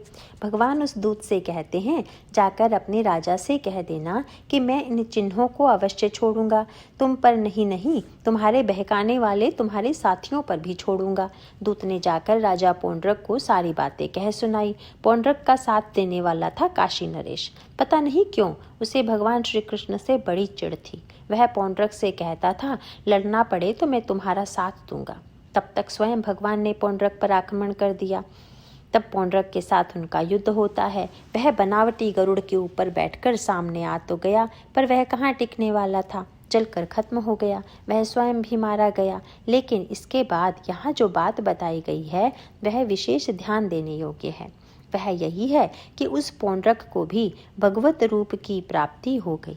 भले ही उसने मूर्खतावश अपना रूप भगवान के समान मान लिया था, तथापि उसकी मुक्ति हो गई। पहले भी हम देख चुके हैं कि स्नेह से, भय से, द्वेष से या और किसी भी भाव से कोई भगवान को याद करता है तो उसकी मुक्ति हो जाती है। राजा पौंड्रक ने तो मूर्खतावश ही भगवान के रूप का ध्यान किया, तब भी उसे सारूप्य मुक्ति प्राप्त हो गई। ऐसे भगवान हमें और कहाँ मिलने वाले हैं। फिर भगवान ने पौंड्रक का साथ देने वाले काशी नरेश का भी वध किया और वे द्वारका लौट आए। अपने पिता की मृत्यु का प्रतिशोध लेने के लिए काशीराज के पुत्र सुदक्षिण ने जब अभिचार करके द्वारकापुरी में माहेश्वरी कृत्या भेजी, तब भगवान की आज्ञा पाकर सुदर्शन चक्र ने कृत्या को शक्तिहीन करके लौटा दिया और स्वयं काशी में जाकर काशी नरेश की नगरी वाराणसी को भी जला डाला। उसके बाद बलराम जी ने द्विवित नाम के एक उपद्रवी वानर का, जो नरकासुर का मित्र था, संहार किया। फिर श्री कृष्ण व जाम्बवती नंदन सांब ने जब दुर्योधन की कन्या लक्ष्मणा का हरण कर लिया तो अनेक कौरवों ने मिलकर सांब को बांधकर कैद कर लिया था। तब बलराम जी वहां जाकर दुर्योधन आदि सभी कौरवों को अपनी शक्ति दर्शाते हैं। उन्होंने हस्तिनापुर को डगमगा दिया। जब देखा कि वह गंगा जी में डूबने लगा है, तब कौरव उनकी शरण में गए। फिर उन सब ने लक्ष्मणा का विवाह सांब के साथ सादर संपन्न कराया और प्रेमादर से उन्हें विदा किया। नारद जी का भगवान की गृहस्थी देखना। इसके बाद एक सुंदर प्रसंग का वर्णन आता है। एक दिन देवर्षि नारद जी के मन में विचार आया कि मैं कितने ही गृहस्थों को देखता रहता हूँ। एक पति और एक पत्नी में ही कितना कलह, कितना झगड़ा होता रहता है, अशांति रहती है। एक पत्नी को ही खुश रखना कठिन हो जाता है, तो फिर ये कृष्ण 16,108 पत्नियों के साथ कैसे रहते होंगे। इस कुतूहल से भरकर उन्होंने सोचा, जरा चलकर देखाऊं कि द्वारका में श्री कृष्ण की इतनी बड़ी गृहस्थी कैसे चल रही है। नारायण नारायण करते हुए जब वे वहां पहुंच गए, नारद जी पहले रुक्मिणी जी के महल में गए। भगवान वहां उनका स्वागत करते हुए कहते हैं, आइए, हमारा बड़ा भाग्य है जो आप हमारे घर पर पधारे हैं। फिर भगवान उनको बैठाते हैं और उनके चरण धोते हैं, उनकी पूजा करते हैं। फिर कहते हैं, आदेश करें कि हम आपकी क्या सेवा करें। जब वे दूसरे महल में जाते हैं तो भगवान कहते हैं, अरे नारद जी, आप कब आए, आइए। वहाँ भी भगवान उठकर उनका स्वागत करते हैं और पूजा सत्कार करते हैं। भगवान के अंतःपुर में एक एक करके नारद जी सभी महलों में गए। वहाँ उन्होंने देखा कि जितने महल हैं उतनी रानियां हैं, उतने भगवान हैं। हर महल में उन्होंने भगवान को अलग अलग रूप में देखा। कहीं उन्होंने भगवान को स्नान करते हुए पाया, तो कहीं संध्या वंदन करते हुए, कहीं पूजा करते हुए, तो कहीं बलि वैश्व देव आदि यज्ञ करते हुए, कहीं पर जलपान नाश्ता करते हुए देखा, तो कहीं अपनी पत्नी के साथ बात करते हुए, कहीं भगवान अपनी सुधर्मा नामक सभा में जाने के लिए तैयार खड़े थे। कहीं पर ऐसा दिखाई दिया कि भगवान के पास कई लोग आए हुए हैं, भगवान उनके साथ वार्तालाप कर रहे हैं। इस प्रकार वे एक एक महल में जाते हैं। जिस महल में जाते हैं उसी में श्री कृष्ण को देखते हैं। सब देख देख कर नारद जी चकरा गए कि यह सब क्या है। इतने महल, इतनी पत्नियां और इतने श्री कृष्ण। वे समझ गए। वे कहने लगे, नमस्ते अस्तु भगवन, भगवान आपको नमस्कार है, आपकी माया को नमस्कार। एक साथ इतनी पत्नियों को कैसे खुश रखे होंगे। आपके प्रति ऐसी शंका करना व्यर्थ है, मूर्खता है। यहाँ वर्णन आता है कि भगवान बड़े नियमनिष्ठ थे। वे प्रातः जल्दी उठते और उठते ही आत्म ज्योति का ध्यान करते थे। उसके बाद ही अन्य सभी कामों को एक के बाद एक क्रमबद्ध रीति से अनुशासन पूर्वक करते थे। ऐसी भगवान की ग्रहचर्या थी। जरासंध के बंदी राजाओं के दूत का आगमन। एक दिन भगवान अपनी सुधर्मा सभा में बैठे थे। तब एक दूत आकर कहता है कि जरासंध के द्वारा बंदी बनाए गए राजाओं की ओर से कोई आपसे प्रार्थना करने आया है। बुलाए जाने पर वह आकर श्री कृष्ण से कहता है कि उन राजाओं ने निवेदन किया है कि वे आपकी शरण ग्रहण करते हैं। आप कृपा करके उन्हें जरासंध के बंदी गृह से छुड़ा लें। उसी समय देवर्षि नारद जी भी सुधर्मा सभा में प्रविष्ट होते हैं। भगवान उनके चरणों में वंदन करके उनसे विश्व का कुशल पूछते हैं, विशेष रूप से पांडवों का कुशल पूछते हैं। तब नारद जी कहते हैं कि धर्मराज युधिष्ठिर राजसूय यज्ञ के द्वारा आपकी आराधना करना चाहते हैं, आप उनकी इच्छा का अनुमोदन करें। तब भगवान सोचने लगे कि अब क्या करें। एक और जरासंध के बंधन से मुक्त कराने के लिए राजाओं का निवेदन है और दूसरी ओर युधिष्ठिर बुला रहे हैं। अब क्या किया जाए। भगवान ने उद्धव जी से कहा कि तुम मेरे नेत्रों के समान हो, तुम ही बताओ कि इस समय हमें क्या करना चाहिए। पहले युधिष्ठिर के पास चलना चाहिए या पहले जरासंध के साथ युद्ध करके उन राजाओं को छुड़ाना चाहिए। तब उद्धव जी ने पहले अन्य सभासदों से पूछा और फिर उसके बाद ही अपना निर्णय सुनाया कि पहले हमें युधिष्ठिर के यहाँ चलना चाहिए। वे राजसूय यज्ञ करने वाले हैं। उस यज्ञ के लिए जो दिग्विजय प्राप्त करनी होगी उसमें जरासंध पर भी विजय प्राप्त की ही जाएगी। तब उन बंदी राजाओं का निवेदन भी अनायास ही पूर्ण हो जाएगा, उनको बंधन से मुक्ति मिलेगी। भगवान ने कहा, ठीक है, ऐसा ही करते हैं। इंद्रप्रस्थ की ओर प्रस्थान। तब सारे सगे संबंधियों तथा सेना को भी साथ लेकर भगवान इंद्रप्रस्थ की ओर चल पड़े। वहां पांचों पांडव, माता कुंती, द्रौपदी, सुभद्रा आदि सबसे भगवान तथा उनकी पत्नियां बड़े प्यार से मिली और भगवान ने कई महीनों तक वहां रहकर सबको आनंदित किया। दिग्विजय की स्थापना के लिए युधिष्ठिर ने चारों दिशाओं में अपने भाइयों को भेज दिया। जब उन्हें पता चला कि अन्य सभी राजाओं को तो वश में कर लिया गया है परंतु जरासंध अभी उनके वश में नहीं हुआ है, तो वे सोच में पड़ गए। जरासंध का उद्धार। तब द्वारका से चलते समय उद्धव जी ने जरासंध को जीतने का जो उपाय बताया था उसी के अनुसार भगवान श्री कृष्ण भीम तथा अर्जुन को साथ लेकर ब्राह्मणों का वेश बनाकर जरासंध के घर पहुंचते हैं। जरासंध का यह नियम था कि प्रतिदिन अपनी पूजा आदि के बाद भोजन के पूर्व वह अपने अतिथियों की इच्छा पूर्ण करता था। तो अपने नियम के अनुसार जरासंध उनसे पूछता है, आपको क्या चाहिए? आप क्या भिक्षा लेंगे? बोले, हमें युद्ध की भिक्षा चाहिए। अरे, ब्राह्मण होकर युद्ध करते हो? भगवान ने कहा, हम ब्राह्मण नहीं हैं। फिर अपना असली रूप प्रकट करते हुए उन्होंने कहा कि ये भीम है, ये अर्जुन है और मैं श्री कृष्ण हूँ। तब जरासंध श्री कृष्ण से कहता है, तुम तो डरपोक नंबर 1 हो, तुम रणभूमि से भाग गए थे, मैं तुम्हारे साथ युद्ध नहीं करूँगा। फिर भीम की ओर देखकर वह कहता है, यह मेरे काम का है, मैं इसके साथ युद्ध करूँगा। तब भीमसेन और जरासंध दोनों के बीच मल्ल युद्ध होता है। दोनों एक दूसरे से भिड़ जाते हैं। उन दोनों में 27 दिनों तक युद्ध होता रहा। तब भीमसेन थकने लगे। वे समझ नहीं पा रहे थे कि अब क्या किया जाए। अतः 28वें दिन भीमसेन भगवान की ओर देखते हैं, मानो वे श्री कृष्ण से कह रहे हों, मैं अपनी शक्ति से जरासंध को नहीं जीत पाऊंगा। तब भगवान ने उनमें अपनी शक्ति का संचार किया और फिर एक डाल को बीच से चीरकर दिखाया कि उसको इस तरह से 2 भागों में चीर डालो, तभी उसका वध संभव है, अन्यथा वह मरने वाला नहीं है। इतना समझते ही अगले ही क्षण भीमसेन ने उसको पृथ्वी पर गिरा दिया और उसके एक पैर पर अपना पैर रखकर दूसरे को पकड़कर चीर डाला। देखो, जरासंध 2 टुकड़ों के रूप में जन्मा था, उसे जरा नाम की राक्षसी ने जोड़ दिया था। अतः उसका वध भगवान के निर्देशानुसार 2 भागों में चीरकर ही संभव था, अन्यथा उसकी मृत्यु संभव नहीं थी। वास्तव में जरासंध कर्म बंधन है, देहाध्यास है। इसका नाश जड़ चेतन विवेक के बिना नहीं हो सकता। यही इस प्रसंग का आध्यात्मिक पक्ष है।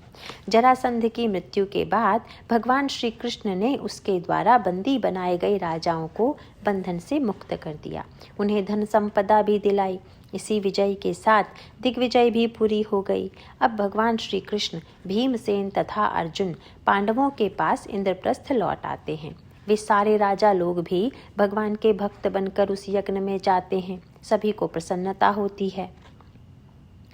भगवान श्री कृष्ण की अग्र पूजा और शिशुपाल का उद्धार। युधिष्ठिर द्वारा आमंत्रित ऋषि मुनि, देवतागण, भीष्म पितामह, द्रोणाचार्य, धृतराष्ट्र, उनके पुत्र विदुर जी, कृपाचार्य आदि सभी वहां उपस्थित थे। यथोचित समय पर याजकों ने तो युधिष्ठिर से विधि पूर्वक राजसूय यज्ञ करवाया। फिर युधिष्ठिर ने उन सबका पूजन किया। राजसूय यज्ञ में सदस्यों में सबसे श्रेष्ठ पुरुष की पूजा अग्र पूजा का विधान होता है। तदनुसार अब अग्र पूजा होनी थी तो यह विचार होने लगा कि अग्र पूजा किसकी हो, क्योंकि वहां पर भीष्म पितामह आदि सभी बड़े बड़े महानुभाव उपस्थित थे। 5 पांडवों में सहदेव जी बड़े बुद्धिमान माने जाते थे। जब देखा कि कोई निर्णय नहीं हो पा रहा है तो सहदेव जी ने कहा कि अग्र पूजा के लिए सब प्रकार से योग्य तो श्री कृष्ण ही हैं, अतः उन्हीं की पूजा होनी चाहिए। भीष्म पितामह आदि सभी श्रेष्ठ पुरुषों ने इस प्रस्ताव को तुरंत सम्मति दे दी। बोले, हाँ, अग्र पूजा के लिए श्री कृष्ण ही सर्वथा योग्य हैं। तब उनको रत्नों से सुशोभित सिंहासन पर बैठाया गया। फिर युधिष्ठिर महाराज ने उनके चरण कमलों को धोकर चरणामृत अपने सिर पर चढ़ाया, वस्त्राभूषण समर्पित कर भगवान की पूजा की। सभी लोग नमो नमो कहकर प्रणाम करने लगे और जय जयकार करने लगे। आकाश से पुष्प वृष्टि भी होने लगी। तब शिशुपाल खड़ा होकर कहने लगा कि यहाँ इतने बड़े बड़े लोग, राजा महाराजा, ज्ञानी तपस्वी सभी उपस्थित हैं। उनके समक्ष गोकुल में गायें चराने वाले इस कृष्ण की क्या श्रेष्ठता है। यह तो झूठ बोलता है, चोरी करता है, सब प्रकार के अनुचित काम करता रहता है। इस सम्मान के लिए यह किसी भी प्रकार से योग्य नहीं है। इसकी पूजा करते हो। वर्णन आता है कि शिशुपाल का जब जन्म हुआ था तब उसका रूप बड़ा विचित्र था और उसके 4 हाथ थे। उसकी माँ को ज्ञात था कि जिसकी गोद में उसके 2 अतिरिक्त हाथ गिर जाएंगे और 2 ही रह जाएंगे, उसी व्यक्ति के द्वारा उसका मरण होगा। अतः जो भी आता था माँ उसकी गोद में शिशुपाल को दे देती थी। एक बार शिशुपाल के बचपन में भगवान श्री कृष्ण भी वहां पहुंच गए तो शिशुपाल की माँ ने बच्चे को श्री कृष्ण की गोद में दे दिया। तब उसके 2 हाथ गिर गए और 2 ही रह गई। माँ समझ गई कि इन्हीं के हाथों से मेरे पुत्र का मरण होगा। उन्होंने कहा, भगवान आप इसके ऊपर कृपा कीजिए, इसे मारिए नहीं। तब भगवान ने उनसे कह दिया था कि भरी सभा में इसकी 99 गलतियों को तो मैं क्षमा कर दूंगा, परंतु जब इसके 100 अपराध पूरे हो जाएंगे तब मेरा सुदर्शन चक्र इसके सिर को काट देगा। माँ ने कहा, अच्छा ठीक है। वे प्रायः शिशुपाल से कहती रहती थी कि देख बेटा, गाली मत देना, नहीं तो तेरा सिर कट जाएगा। लेकिन जब मन में द्वेष भर जाता है तो कोई बात समझ में थोड़े ही आती है। देखो, यह शिशुपाल कौन है? वे ही जय विजय जो हिरण्याक्ष हिरण्यकश्यपु बने थे, रावण कुंभकर्ण बने थे, वे ही दोनों अब शिशुपाल दंतवक्र बने थे। यह उनका तीसरा जन्म था। अब भरी सभा में शिशुपाल भगवान को अपशब्द कहता जा रहा था। भगवान चुपचाप बैठे थे, केवल गिनते जा रहे थे। 99 गालियां हो गई, तब भी श्री कृष्ण शांत बैठे हैं, कुछ करते नहीं। यह देखकर शिशुपाल का साहस बढ़ गया। उसे लगा कि ये मुझसे डर रहे हैं। तब जब उसने पुनः अपशब्द कहकर 100वां अपराध किया तो भगवान ने अपना चक्र उसी ओर छोड़ दिया। वह चक्र चल पड़ा और उसने शिशुपाल के सिर को काट डाला। सभा में सबके देखते देखते उसके शरीर से एक ज्योति निकली और वह भगवान में समा गई। शिशुपाल की मुक्ति हो गई। सबके आश्चर्य की सीमा नहीं रही। वे सब देखते रह गए। इससे वहां उपस्थित सभी लोगों को स्पष्ट हो गया कि श्री कृष्ण तो ईश्वर ही हैं। फिर यज्ञांत में अश्वभृत स्नान हुआ। उस समय राजसूय यज्ञ संपन्न हुआ। हम पहले भी प्रथम स्कंद में देख चुके हैं कि नारद जी ने जब युधिष्ठिर से कहा था कि कोई द्वेष की भावना से भी भगवान को याद करे तो भी उसकी मुक्ति हो जाती है, तब युधिष्ठिर को बड़ा आश्चर्य हुआ था। अब यहाँ एक बात ध्यान देने योग्य है। शिशुपाल के शरीर से ज्योति निकली और भगवान में मिल गई, तो फिर भगवान में और शिशुपाल में क्या भेद रहा? कोई भेद नहीं रहा ना। देखो, वह शिशुपाल जो लड़ाई झगड़ा कर रहा था सो किसके साथ कर रहा था? वास्तव में वह अपने साथ ही कर रहा था। इसी प्रकार पूरी दुनिया में सारे के सारे लोग अपने साथ ही झगड़ा करते रहते हैं। जब वे ऐसा सोचते हैं कि मैं किसी और के साथ लड़ाई कर रहा हूँ, तब भी वे अपने साथ ही लड़ रहे होते हैं। अरे भाई, थोड़ा सोचो। जब हम कहते हैं कि यह मेरा मित्र है और यह मेरा शत्रु है, तो वे दोनों मेरे ही होते हैं कि नहीं? कभी आपने ध्यान दिया इस बात पर? अब मित्र को हम अपना मित्र कहते हैं, लेकिन साथ ही शत्रु को भी तो अपना ही कहते हैं ना। अपनी हर चीज से हर किसी को प्यार होता ही है। इस प्रकार से देखें तो भी जब कभी हम अपने शत्रु से लड़ाई झगड़ा करते हैं तो वास्तव में अपने साथ ही तो लड़ाई कर रहे होते हैं। वह कैसे? जरा सोचो। शत्रु भी किसने बनाया? हमने ही बनाया। हम स्वयं एक शत्रु को खड़ा करके फिर उसके साथ लड़ाई झगड़ा करने लगते हैं। यह सब अपने ही मन की कल्पना है। हम जबरदस्ती भेद खड़ा कर लेते हैं। सोचना यह चाहिए कि हम जो द्वेष कर रहे हैं वह किसके साथ कर रहे हैं। कोई व्यक्ति दूसरे के साथ द्वेष कर ही नहीं सकता। अपने ही मन की कल्पना का द्वेष हम दूसरे के ऊपर डाल देते हैं और फिर उससे लड़ाई करने लग जाते हैं। वास्तव में तब हम स्वयं अपने ही साथ लड़ रहे होते हैं। यह बड़े रहस्य की बात है। जल्दी से समझ में नहीं आती, परंतु जब समझ में आती है तब हमारा झगड़ा समाप्त हो जाता है। कहना बस इतना ही है कि हम व्यर्थ की लड़ाई कर रहे हैं स्वयं अपने साथ। दुर्योधन का अपमान। इस राजसूय यज्ञ में एक घटना ऐसी घटी कि दुर्योधन अप्रसन्न होकर इंद्रप्रस्थ से हस्तिनापुर चला गया। राजसूय यज्ञ के बाद युधिष्ठिर का जैसा वैभव बढ़ा, हर प्रकार की जो अभिवृद्धि हुई, उसे देखकर दुर्योधन का मन ईर्ष्या से भर गया। फिर एक दिन सभी लोग मय दानव के द्वारा निर्मित सभा जो श्री कृष्ण ने पांडवों को बनवा कर दी थी उसमें बैठे थे। वह एक ऐसा मायावी महल था कि उसमें जल की जगह कांच और कांच की जगह जल का आभास होता था। वह सभा भरी हुई थी। उसी समय दुर्योधन वहां प्रविष्ट हुआ। जहां थल कांच था उसे जल समझकर उसने संभलते हुए पैर रखा और जहां पर जल था उसे थल समझकर वह जल में गिर पड़ा। तब उसे देखकर द्रौपदी, भीमसेन और वहां उपस्थित नरपति हंस पड़े। उससे दुर्योधन क्रोधित हो गया और वह उसी समय सभा से निकलकर हस्तिनापुर लौट गया। एक प्रकार से इसी घटना से महाभारत युद्ध का बीजारोपण हो गया। महाभारत में इसका बड़े विस्तार से वर्णन किया गया है। भागवत में तो एक अध्याय में संक्षेप में बताया गया है, क्योंकि वह इसका मुख्य विषय नहीं है। इसीलिए भागवत को भली प्रकार से समझना हो तो थोड़ा महाभारत भी पढ़ना चाहिए। पांडवों की प्रसन्नता के लिए राजसूय यज्ञ के बाद भगवान अपने सगे संबंधियों के साथ कुछ महीनों तक इंद्रप्रस्थ में रहे। अचानक एक दिन उन्हें लगा कि कहीं उनके शत्रु द्वारका को न घेर बैठे हों। हुआ भी ऐसा ही था। श्री कृष्ण की अनुपस्थिति देखकर शाल्व, जिसने रुक्मिणी स्वयंवर के समय प्रतिज्ञा की थी कि मैं पृथ्वी को यादव विहीन कर दूंगा, उसने द्वारका पर चढ़ाई कर दी। प्रद्युम्न के साथ उसका युद्ध हो रहा था। तब भगवान वहां पहुंचे और उन्होंने शाल्व का और उसके बाद दंतवक्र तथा विदुरथ का भी उद्धार कर दिया। बलराम जी की तीर्थ यात्रा। कुछ दिनों बाद जब पता चला कि कौरव तथा पांडवों के बीच युद्ध होने वाला है, तो बलराम जी तीर्थ यात्रा करने चले गए। क्योंकि वे मध्यस्थ थे, दोनों में से किसी भी पक्ष से लड़ना नहीं चाहते थे। अनेक तीर्थों से होते हुए वे नैमिषारण्य पहुंच गए। वहां बड़े बड़े ऋषिगण एक विशेष व लंबे सत्संग सत्र के लिए एकत्रित थे। वहां बलराम जी ने देखा कि सूत जाति में उत्पन्न रोमहर्षण जी व्यास गद्दी पर सबसे ऊपर विराजमान हैं और वे वंदन भी नहीं करते, उठकर स्वागत भी नहीं करते। बलराम जी को लगा कि व्यास शिष्य रोमहर्षण में न तो विनय है, न उनका आचरण धर्मशास्त्रों के अनुरूप है। तब उन पर क्रोधित होकर बलराम जी ने कुशा की एक नोक से रोमहर्षण पर प्रहार कर दिया। उतने से ही रोमहर्षण की मृत्यु हो गई। सारे ऋषिगण हा हा करने लगे। उन सब ने बलराम जी से कहा कि यद्यपि हम जानते हैं कि आप योगेश्वर हैं, वेद शासन से परे हैं, तथापि यह बड़ा ही अधर्माचरण हो गया। यह ब्रह्म हत्या के समान है। अतः लोक शिक्षा के लिए आप स्वयं ही कोई प्रायश्चित कर लें तो अच्छा होगा।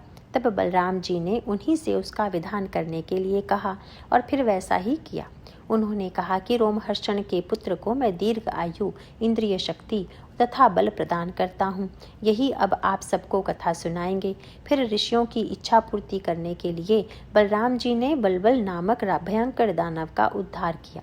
इसके बाद अनेक स्थानों पर होते हुए कौरव व पांडवों से मिलकर वे द्वारका लौट आए। श्री कृष्ण के सखा सुदामा जी की कथा। इसके बाद भगवान के प्रिय सखा सुदामा जी का प्रसंग आता है। भगवान श्री कृष्ण जब वेदाध्ययन के लिए सांदीपनि ऋषि के गुरुकुल में गए थे, तब वहां एक सुदामा नाम का ब्राह्मण भी विद्यार्थी था। वहीं पर श्री कृष्ण व सुदामा दोनों घनिष्ठ मित्र बन गए थे। दोनों साथ साथ रहते थे। सुदामा श्री कृष्ण से बहुत प्यार करते थे। उनके गुरुकुल वास के समय की एक कथा है जो श्रीमद् भागवत में तो नहीं है, पर महात्मा लोगों ने उसका वर्णन किया है। जब श्री कृष्ण तथा सुदामा अपने गुरुजी की पत्नी के कहने पर लकड़ी लाने के लिए जंगल में गए थे, तब तेज वर्षा हो जाने से उन्हें एक जगह पर रुकना पड़ गया। दोनों को ठंड भी बहुत लग रही थी। अब सुदामा जी को भूख भी लग गई थी। उनके पास कुछ चने रखे थे, तो वे उन्हीं को चुपचाप खाने लगे। भगवान को दिए बिना वे अकेले ही खा रहे थे।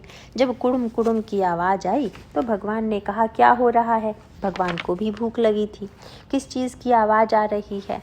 बोले, मैं ठंड के मारे ठिकुर रहा हूँ तो मेरे दांत बज रहे हैं। सुदामा ने ऐसी बात कही। लगता है इसीलिए सुदामा जी के जीवन में बहुत दारिद्र्य आ गया। भगवान को कुछ दिया नहीं, तभी तो गरीबी आ गई। द्वारका से कुछ ही दूरी पर उनका गांव था। साथ में उनकी पत्नी भी थी। सुदामा जी बड़े विद्वान होते हुए भी अति दरिद्र अवस्था में थे। विरक्त स्वभाव वाले होने के कारण न तो जीवन यापन के लिए वे अधिक कोई कार्य करते थे, न ही किसी से कुछ मांगते। भगवान का नाम लेते रहना यही उनका काम था। बहुत ज़्यादा काम करने की प्रकृति ही नहीं थी उनकी। इसका अर्थ यह नहीं कि वे आलसी थे। श्री कृष्ण के प्रति उनके मन में सदा ही इतना प्रेम उमड़ता रहता था कि उनके अंग प्रेम से शिथिल हो जाते थे। उनसे कुछ काम बनता ही नहीं था। अति प्रेम के कारण वे भगवत स्मरण में डूबे रहते थे। सुदामा जी प्रायः अपने सखा श्री कृष्ण को याद किया करते थे। कहते थे कि श्री कृष्ण और मैं साथ साथ पढ़ते थे। सुना है अब वह द्वारका का राजा हो गया है। उसका वैभव विष्णु भगवान के समान है। वहाँ की शोभा, वहाँ का ऐश्वर्य बैकुंठ के समान है। यह सब उनकी पत्नी कई बार सुन चुकी थी। अति दरिद्रता के कारण सुदामा जी का शरीर क्षीण हो गया था। उनकी पत्नी की भी वही दशा थी। एक दिन उसने कहा कि पतिदेव, आप अपने मित्र श्री कृष्ण की बहुत प्रशंसा करते रहते हैं। यह भी कहते हैं कि वे बड़े धनवान हैं, श्रीपति हैं। आप प्रायः उनका स्मरण करते रहते हैं।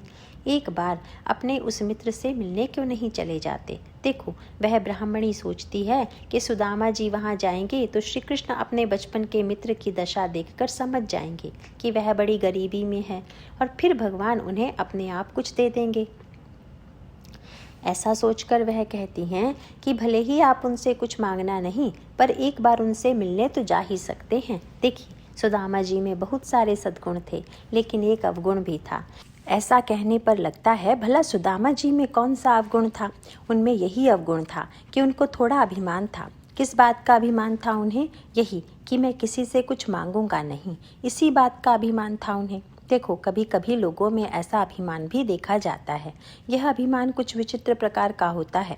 मैं किसी के आगे हाथ नहीं फैलाऊंगा, जीवन में ऐसा अभिमान चल नहीं पाता।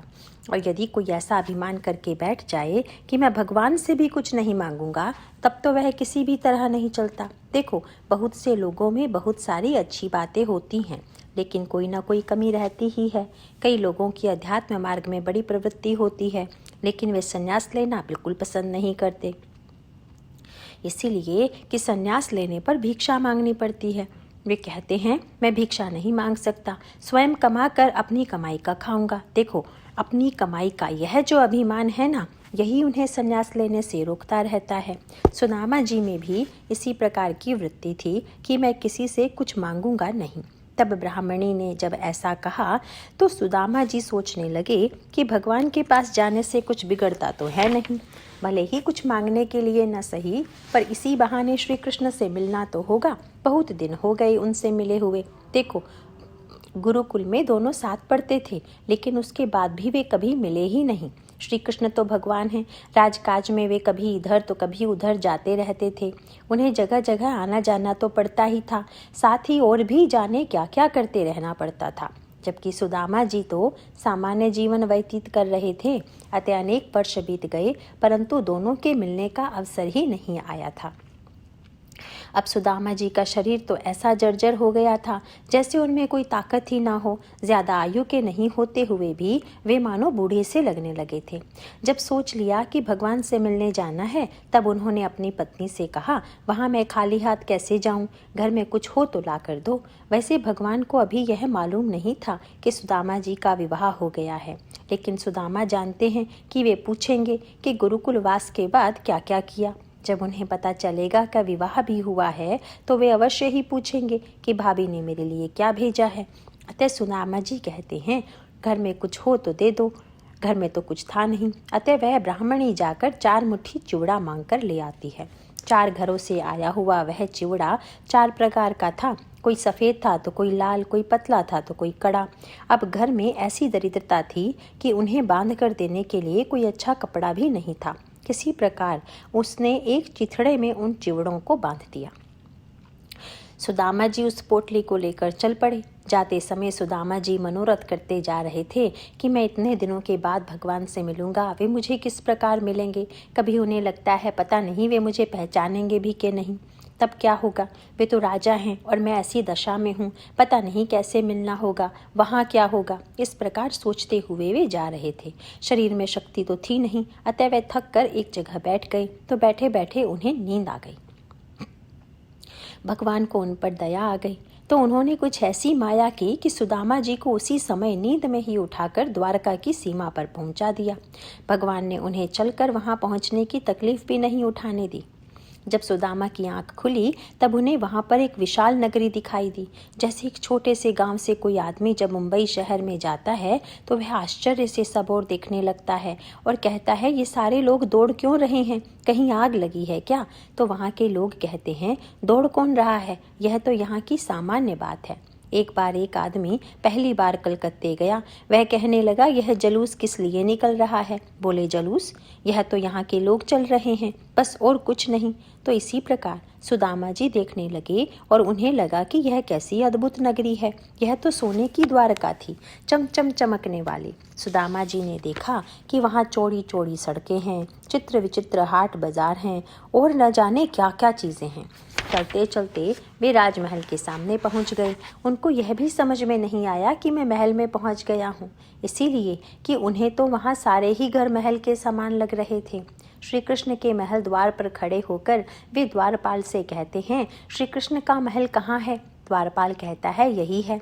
यद्यपि श्री कृष्ण के अंतःपुर पहुंचने के लिए सैनिकों की 3 छावनियां तथा 3 ड्योढ़ियां पार करके जाना पड़ता था, तथापि वहां ब्राह्मणों के लिए कोई रोक टोक नहीं थी।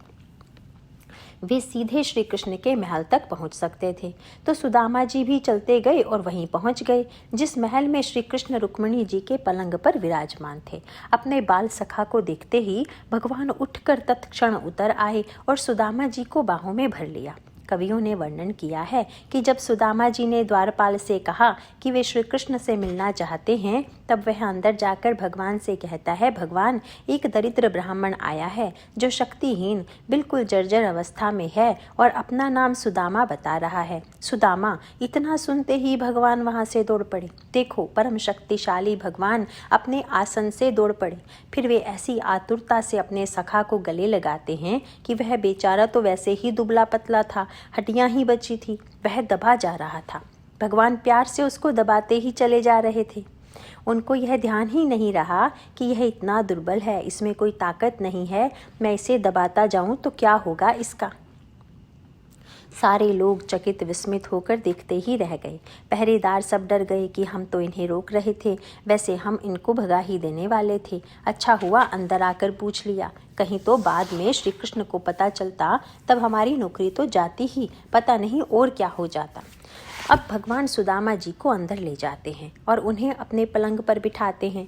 फिर कहते हैं, लाओ इनके चरण धोने के लिए पात्र लाओ। सारी चीज़ें मंगाकर उनके चरण धोते हैं, उनकी पूजा करते हैं। रुक्मिणी जी चंवर डुलाने लगती हैं। सारी पत्नियां आकर खड़ी हो जाती हैं। वे सब सिर्फ देखती रह जाती हैं, भगवान देखो कैसे हैं। सुदामा जी को सुंदर पीतांबर धारण कराते हैं, सुंदर उपवस्त्र पहनाते हैं, सोने की माला आदि पहनाते हैं, अंगूठियां भी पहनाते हैं। फिर गुरुकुल की बातों को याद करते हैं और कहते हैं, सुदामा, गुरुकुल की पढ़ाई के बाद तुमने क्या किया? तुम्हारा विवाह हुआ कि नहीं? जब सुदामा ने हाँ भरी तो कहते हैं, फिर तो भाभी ने मेरे लिए कुछ न कुछ दिया ही होगा, बताओ क्या दिया है। सुदामा जी तो द्वारका का वैभव देखकर चकित हो गए थे। वास्तव में वहाँ की भव्यता देखकर वे वैसे ही घबरा गए थे। और फिर भगवान ने जिस तरह से उनका स्वागत किया, उनसे प्यार किया, उसके बाद तो उन्हें कुछ समझ में ही नहीं आ रहा था कि मैं क्या हूँ, कहाँ हूँ। वे भूल ही गए थे कि मैं साथ में एक पोटली लेकर आया हूँ जिसमें चिवड़े रखे हैं। जब भगवान ने पूछा तब उनको उसकी याद आई, लेकिन वे सोचने लगे, इस वैभव में मैं उसे कैसे निकाल कर दूँ। यहाँ तो बड़े बड़े लोग इनसे मिलने आते होंगे, वे सब जाने क्या क्या उपहार लेकर आते होंगे। अब मैं वह चिवड़ा कैसे दूँ इनको। ऐसा सोचकर सुदामा जी कहते हैं, नहीं, मैं कुछ नहीं लाया हूँ, और उसे छिपाते भी जाते हैं। भगवान कहते हैं, ऐसा तो हो ही नहीं सकता, भाभी ने मेरे लिए कुछ तो दिया ही होगा। भगवान मन में सोचते हैं, इसकी पुरानी आदत अभी गई नहीं, उस समय भी इसने मुझे दिया नहीं था, अब भी नहीं दे रहा है। जब तक यह मुझे देता नहीं तब तक मैं इसे कैसे दूं। भगवान बड़े कृपालु हैं, उन्होंने उस पोटली को देख ही लिया। फिर वे उसे खींचने लगे। ब्राह्मण ने पूरी ताकत लगा दी उसको बचाने के लिए, लेकिन भगवान के सामने वह क्या कर सकता था। आखिर भगवान ने उसे ले ही लिया। फिर वे उस पोटली को खोलते हैं और खोलकर उसमें से एक मुट्ठी चिवड़ा उठाकर सीधे अपने मुंह में डाल लेते हैं। कहते हैं, कितना मीठा है, इसका स्वाद तो अमृत के समान है। वे खाते चले जा रहे हैं। इतने में रुक्मिणी जी भगवान का हाथ पकड़ लेती हैं। वह कहती हैं, क्यों जी, आप अकेले ही खा जाओगे क्या हम सबको कुछ नहीं मिलेगा। सुदामा जी आश्चर्य से भरकर यह सब देखते रह गए। भगवान अब उन्हें भोजन कराते हैं। सोने की थाली है, सोने की ही कटोरियाँ भी हैं, नाना प्रकार के पकवान हैं और षड्रस संपन्न भोजन है। ब्राह्मण सुदामा जी ने तो अपने पूरे जीवन में वैसा भोजन खाना तो दूर कभी देखा भी नहीं था। यहाँ भगवान उन्हें आग्रह करके खिला रहे हैं। सब देख रेख कर रुक्मिणी जी तथा अन्य सभी लोग समझ गए कि ये श्री कृष्ण के बहुत ही प्रिय मित्र हैं। फिर भगवान ने उन्हें अपने ही पलंग पर सुलाया। अब देखो, इतना प्रेम होते हुए भी भगवान ने उन्हें ज़्यादा दिनों तक अपने पास नहीं रखा। अगले दिन जल्दी ही उन्हें विदा कर दिया। कहते हैं, सुदामा, अब तुम घर जाओ। अब भला यह भी कोई तरीका है आतिथ्य का, अतिथि के सत्कार का। आपस में इतना प्रेम हो तब तो यदि अतिथि स्वयं कहे कि अब मैं चलता हूँ तब भी आग्रह पूर्वक उसे रोकना चाहिए। इसके विपरीत यहाँ भगवान कहते हैं कि अब तुम वापस जा सकते हो। देखो, भगवान ऐसा इसलिए कहते हैं क्योंकि वे जानते हैं कि सुदामा जी की पत्नी वहाँ सतत प्रतीक्षा कर रही हैं। दूसरी बात, यदि कोई उपहार के रूप में 4 प्रकार का चिवड़ा साथ लेकर आता है तो उसकी गृहस्थी की क्या दशा होगी, यह तो कोई भी समझ सकता है। फिर भगवान तो सर्वज्ञ हैं, वे सब जानते हैं और समझते हैं कि यदि मैं इसे ज़्यादा दिनों तक यहाँ रोक लूँ तो वहाँ इसकी पत्नी व्याकुल हो जाएगी। इसीलिए भगवान ने सुदामा जी को जल्दी वापस भेज दिया। देखो, भगवान का व्यवहार भी कितना विचित्र है। इन्होंने सुदामा जी को जो पीताम्बर पहनाया था, जो आभूषण आदि पहनाए थे, वह सब उन्होंने उतार लिए। उनकी वही पुरानी धोती उन्हें दे दी और यही पहनकर वापस जाओ। इतना ही नहीं, भगवान ने उन्हें कुछ दिया भी नहीं। वे जैसे आए थे वैसे ही खाली हाथ उन्हें विदा कर दिया। अब सुदामा जी वापस जा रहे हैं। उनकी मन की इच्छा तो पूरी हो गई, परंतु एकाएक अचानक उनके मन में विचार आया कि मैं आया किस लिए था।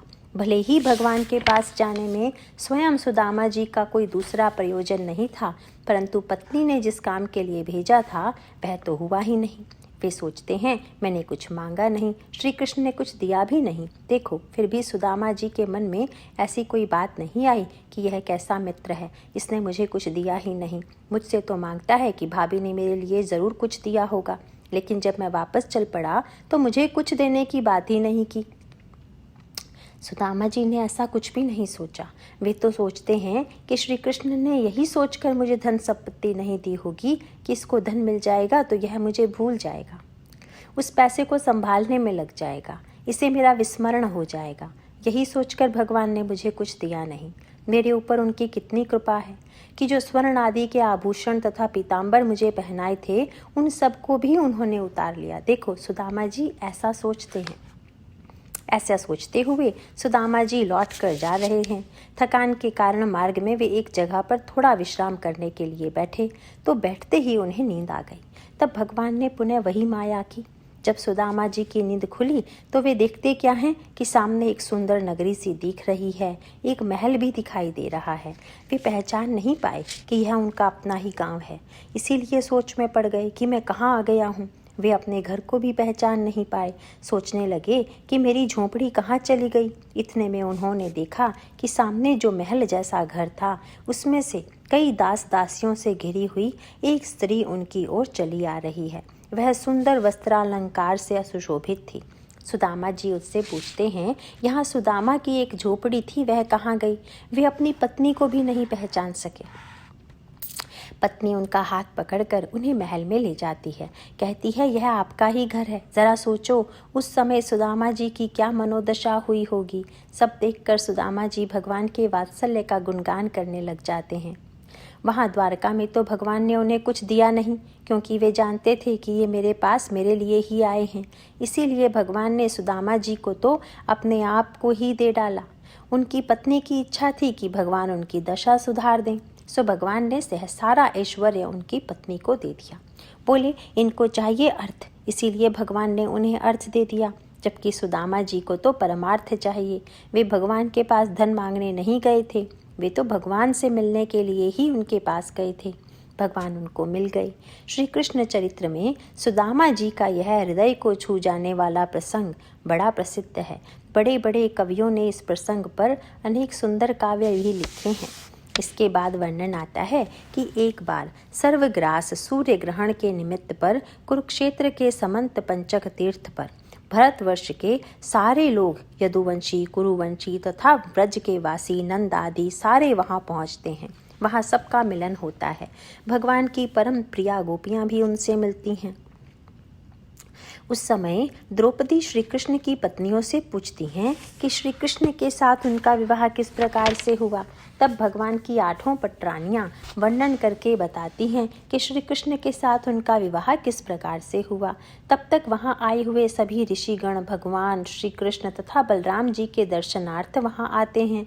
तब बलराम जी तथा अन्य राजाओं सहित भगवान श्री कृष्ण उन सब की पूजा करते हैं और फिर सबको संबोधित करते हुए कहते हैं कि दीर्घकाल की उपासना या तीर्थाटन की तुलना में अति अल्प समय की महापुरुषों की सेवा अधिक श्रेष्ठ है, क्योंकि वास्तव में उन्हीं की कृपा से भेद बुद्धि का नाश होता है।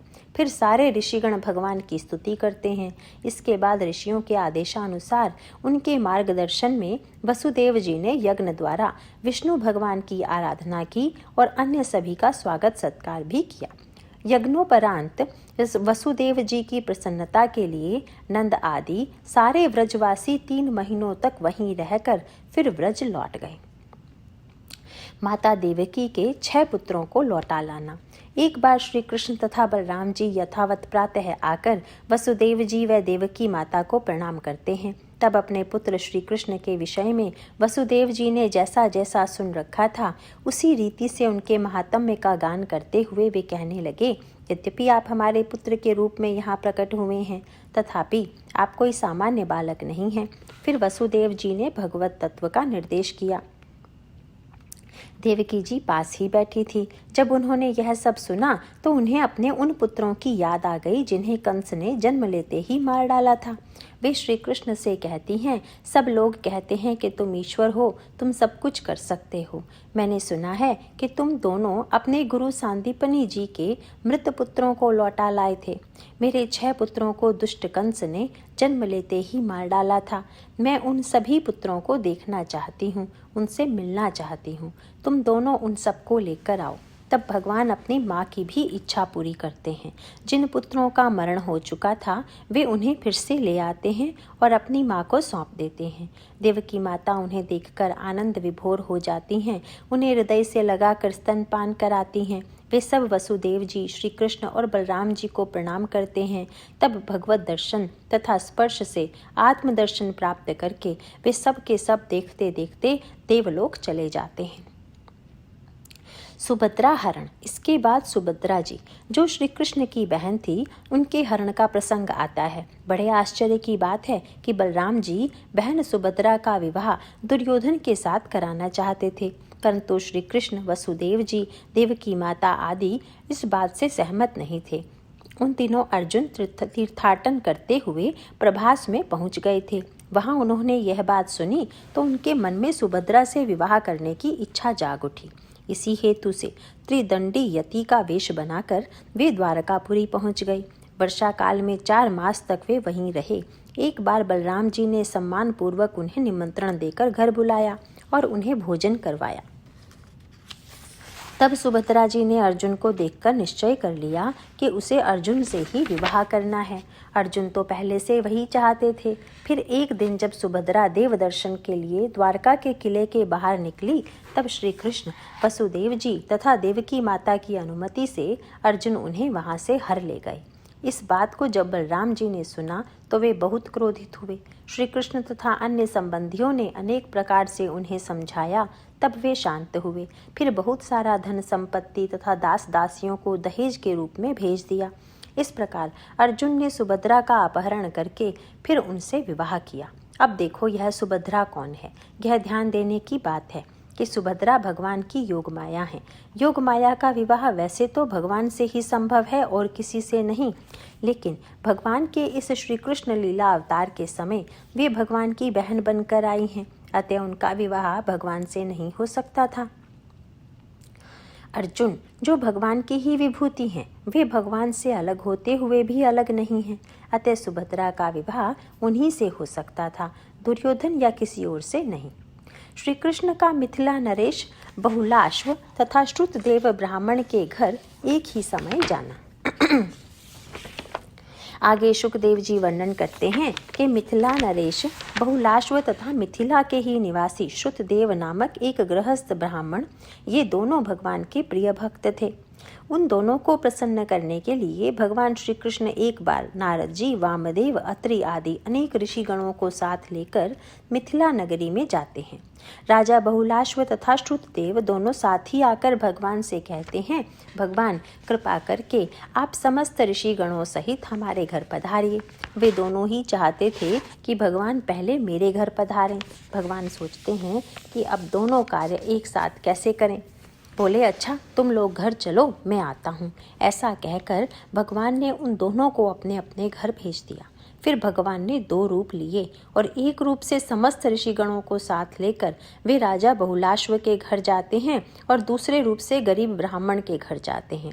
देखो, भगवान ने यहाँ केवल अपने ही 2 रूप नहीं बना लिए थे, वरन भगवान ने उन सारे ऋषिगणों के भी 2-2 रूप बना लिए थे। तभी तो एक ही समय वे सभी ऋषियों को साथ लेकर दोनों के घर जा सके। जिन भगवान ने अनेक ग्वाल बाल तथा उनके बछड़ों का रूप ले लिया था, उनके लिए यह कोई बड़ी बात नहीं थी। अब राजा बहुलाश्व के यहाँ भगवान कई दिनों 28 दिन तक रहे, क्योंकि एक राजा उतने समय तक उन सबका आतिथ्य कर सकता था। उसके लिए यह संभव था। यद्यपि भगवान उस ब्राह्मण के घर भी उतने ही समय तक रुके थे, तथापि उसे लगा जैसे एक ही दिन बीता है। वह इसलिए कि अधिक समय तक सबका आतिथ्य करना उस गरीब ब्राह्मण के लिए कठिन हो जाता। यहाँ इस प्रसंग से हमें एक बात यह समझ लेनी चाहिए कि हर जगह पर हमारा स्वागत उसी प्रकार से हो, ऐसी अपेक्षा नहीं होनी चाहिए। जो दाल रोटी खिलाने वाला हो, उसे पंच पकवानों की अपेक्षा नहीं करनी चाहिए। जो वैसा है उससे वैसा ही जो जैसा है उससे वैसा ही आदरातिथ्य स्वीकार करना चाहिए। तो भगवान ने ब्राह्मण श्रुतदेव तथा राजा बहुलाश्व दोनों की आदर आतिथ्य को एक ही समय स्वीकार किया, उन्हें प्रसन्न किया और सन्मार्ग का उपदेश देकर उन्हें परमार्थ का बोध भी करा दिया। उसके बाद वे द्वारका लौट आए। अगले अध्याय में श्रुतियों के द्वारा भगवान की स्तुति का वर्णन है। एक एक श्रुति द्वारा भगवान की शास्त्रीय रीति से स्तुति की गई है। उसके बाद शिवाच्युत्योः स्वभाव वैलक्षण्यम, भगवान शिव तथा भगवान विष्णु के स्वभाव में जो भेद है वह बताया गया है। भस्मासुर का नाश।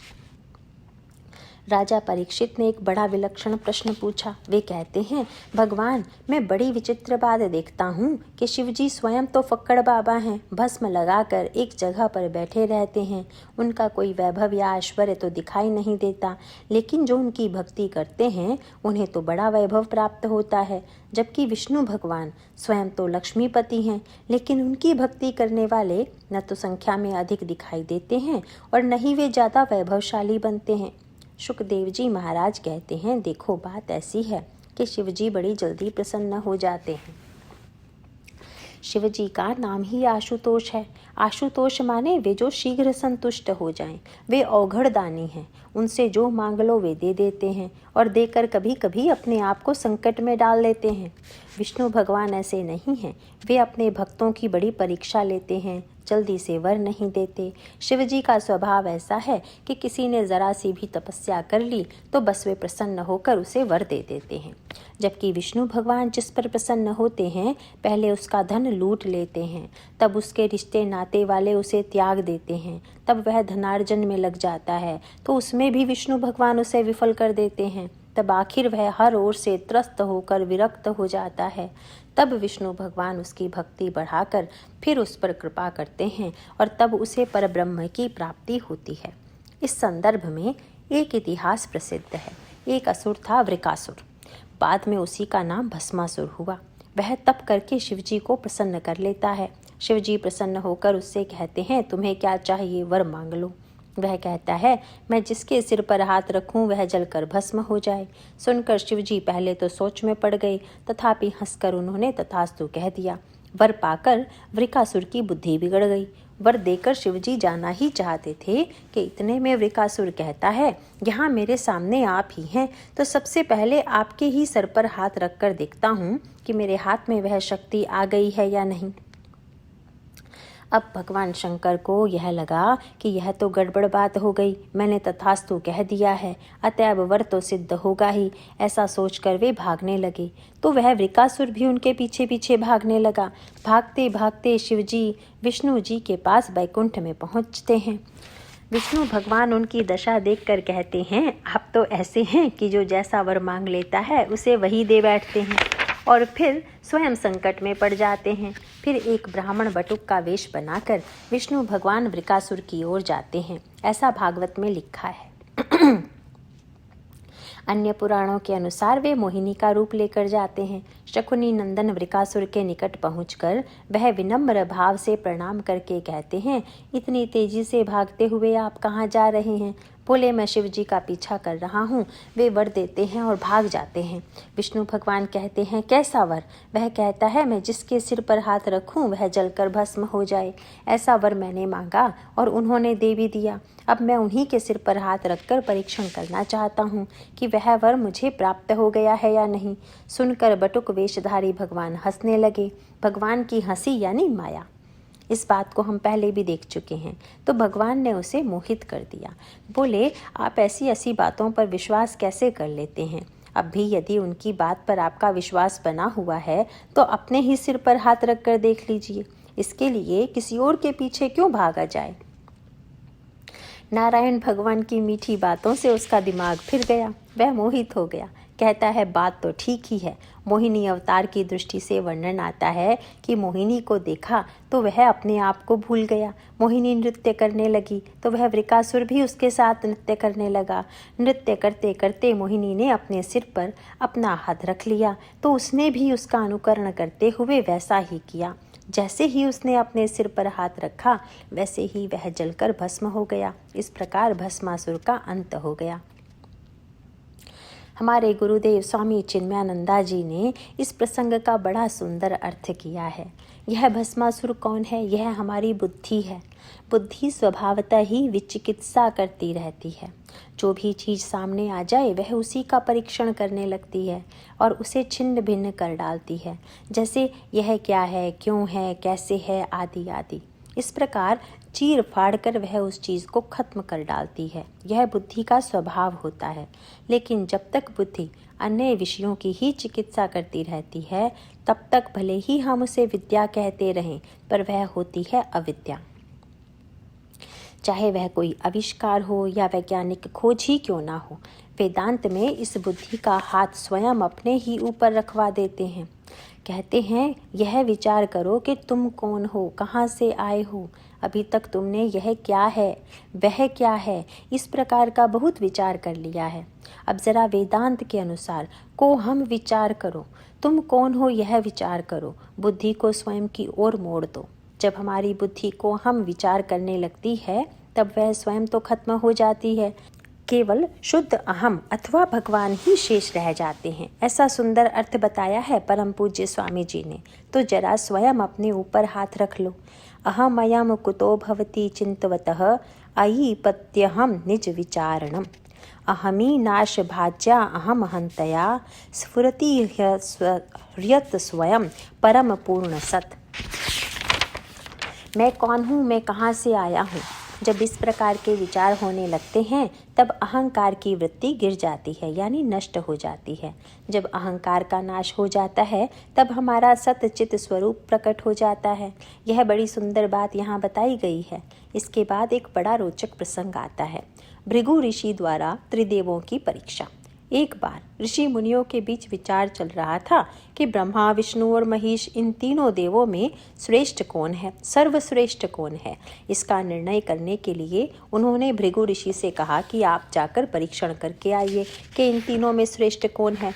तो महर्षि भृगु सबसे पहले ब्रह्मा जी के पास जाते हैं। वहाँ पहुंचकर दंड के सामने खड़े रहते हैं, नमस्कार नहीं करते। उन्हें स्तब्ध खड़ा देखकर ब्रह्मा जी को बड़ा गुस्सा आता है कि मेरा अपना लड़का है और यहाँ आकर नमस्कार भी नहीं करता, अभिवादन तक नहीं करता। उन्हें क्रोध तो आया, लेकिन उन्होंने सोचा कि आखिर मेरा अपना ही बेटा है, जाने दो। ऐसा सोचकर उन्होंने अपने क्रोध को शांत किया। महर्षि भृगु ने कहा, ये तो परीक्षा में फेल हो गए, इन्हें क्रोध आ गया।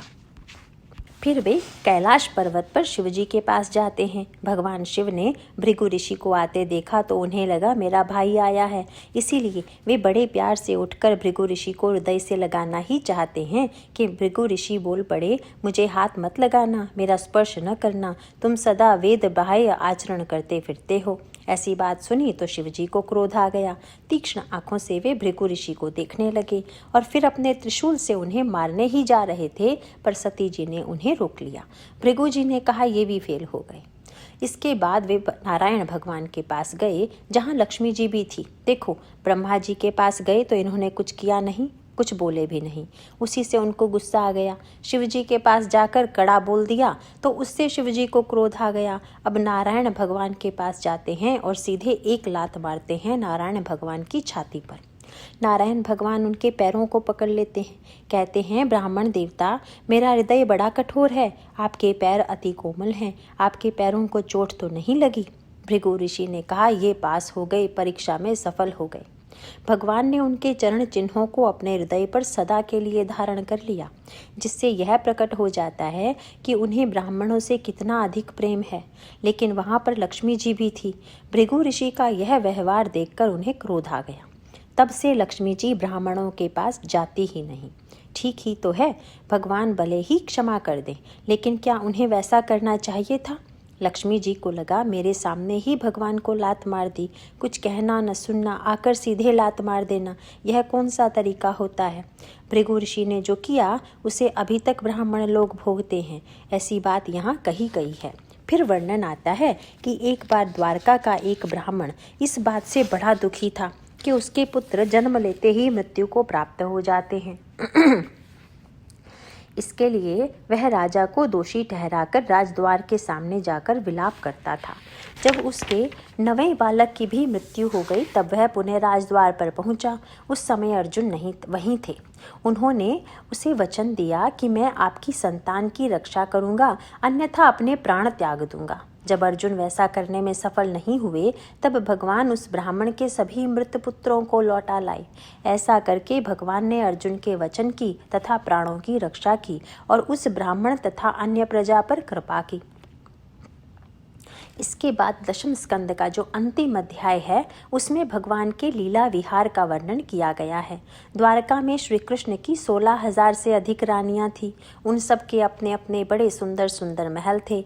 जितनी रानियां थीं उतने ही रूप धारण करके भगवान उनके साथ लीला विहार करते थे। संक्षेप में भगवान की पत्नियां उनसे कितना अनुराग करती थी, कितना अधिक प्रेम करती थी, इन सब का यहाँ सुंदर वर्णन किया गया है। फिर श्री शुकदेव जी ने यदुवंश की संतति का संक्षिप्त वर्णन किया है। उसके बाद कहा कि सारे देवता गण ही यदुवंशियों के रूप में अवतरित हुए थे। वे सब श्री कृष्ण से अति स्नेह करते थे और उसी भाव में डूबे रहते थे। भगवान श्री कृष्ण सर्वत्र हैं, वे ही सबके आश्रय स्थान हैं। तथापि अधर्म का अंत करके प्राणियों का दुख मिटाने के लिए वे अवतार ग्रहण करते हैं। अंत में भगवान का जयकार करते हुए कहते हैं कि उनके कर्मों का तथा उनकी लीलाओं का श्रवण, कीर्तन और चिंतन करके मनुष्य पराभक्ति को प्राप्त करता है, भगवान के परम धाम को प्राप्त कर लेता है। इसीलिए भगवान की लीलाओं का श्रवण अवश्य करना चाहिए। इसके साथ ही दशम स्कंद समाप्त होता है। नारायण नारायण।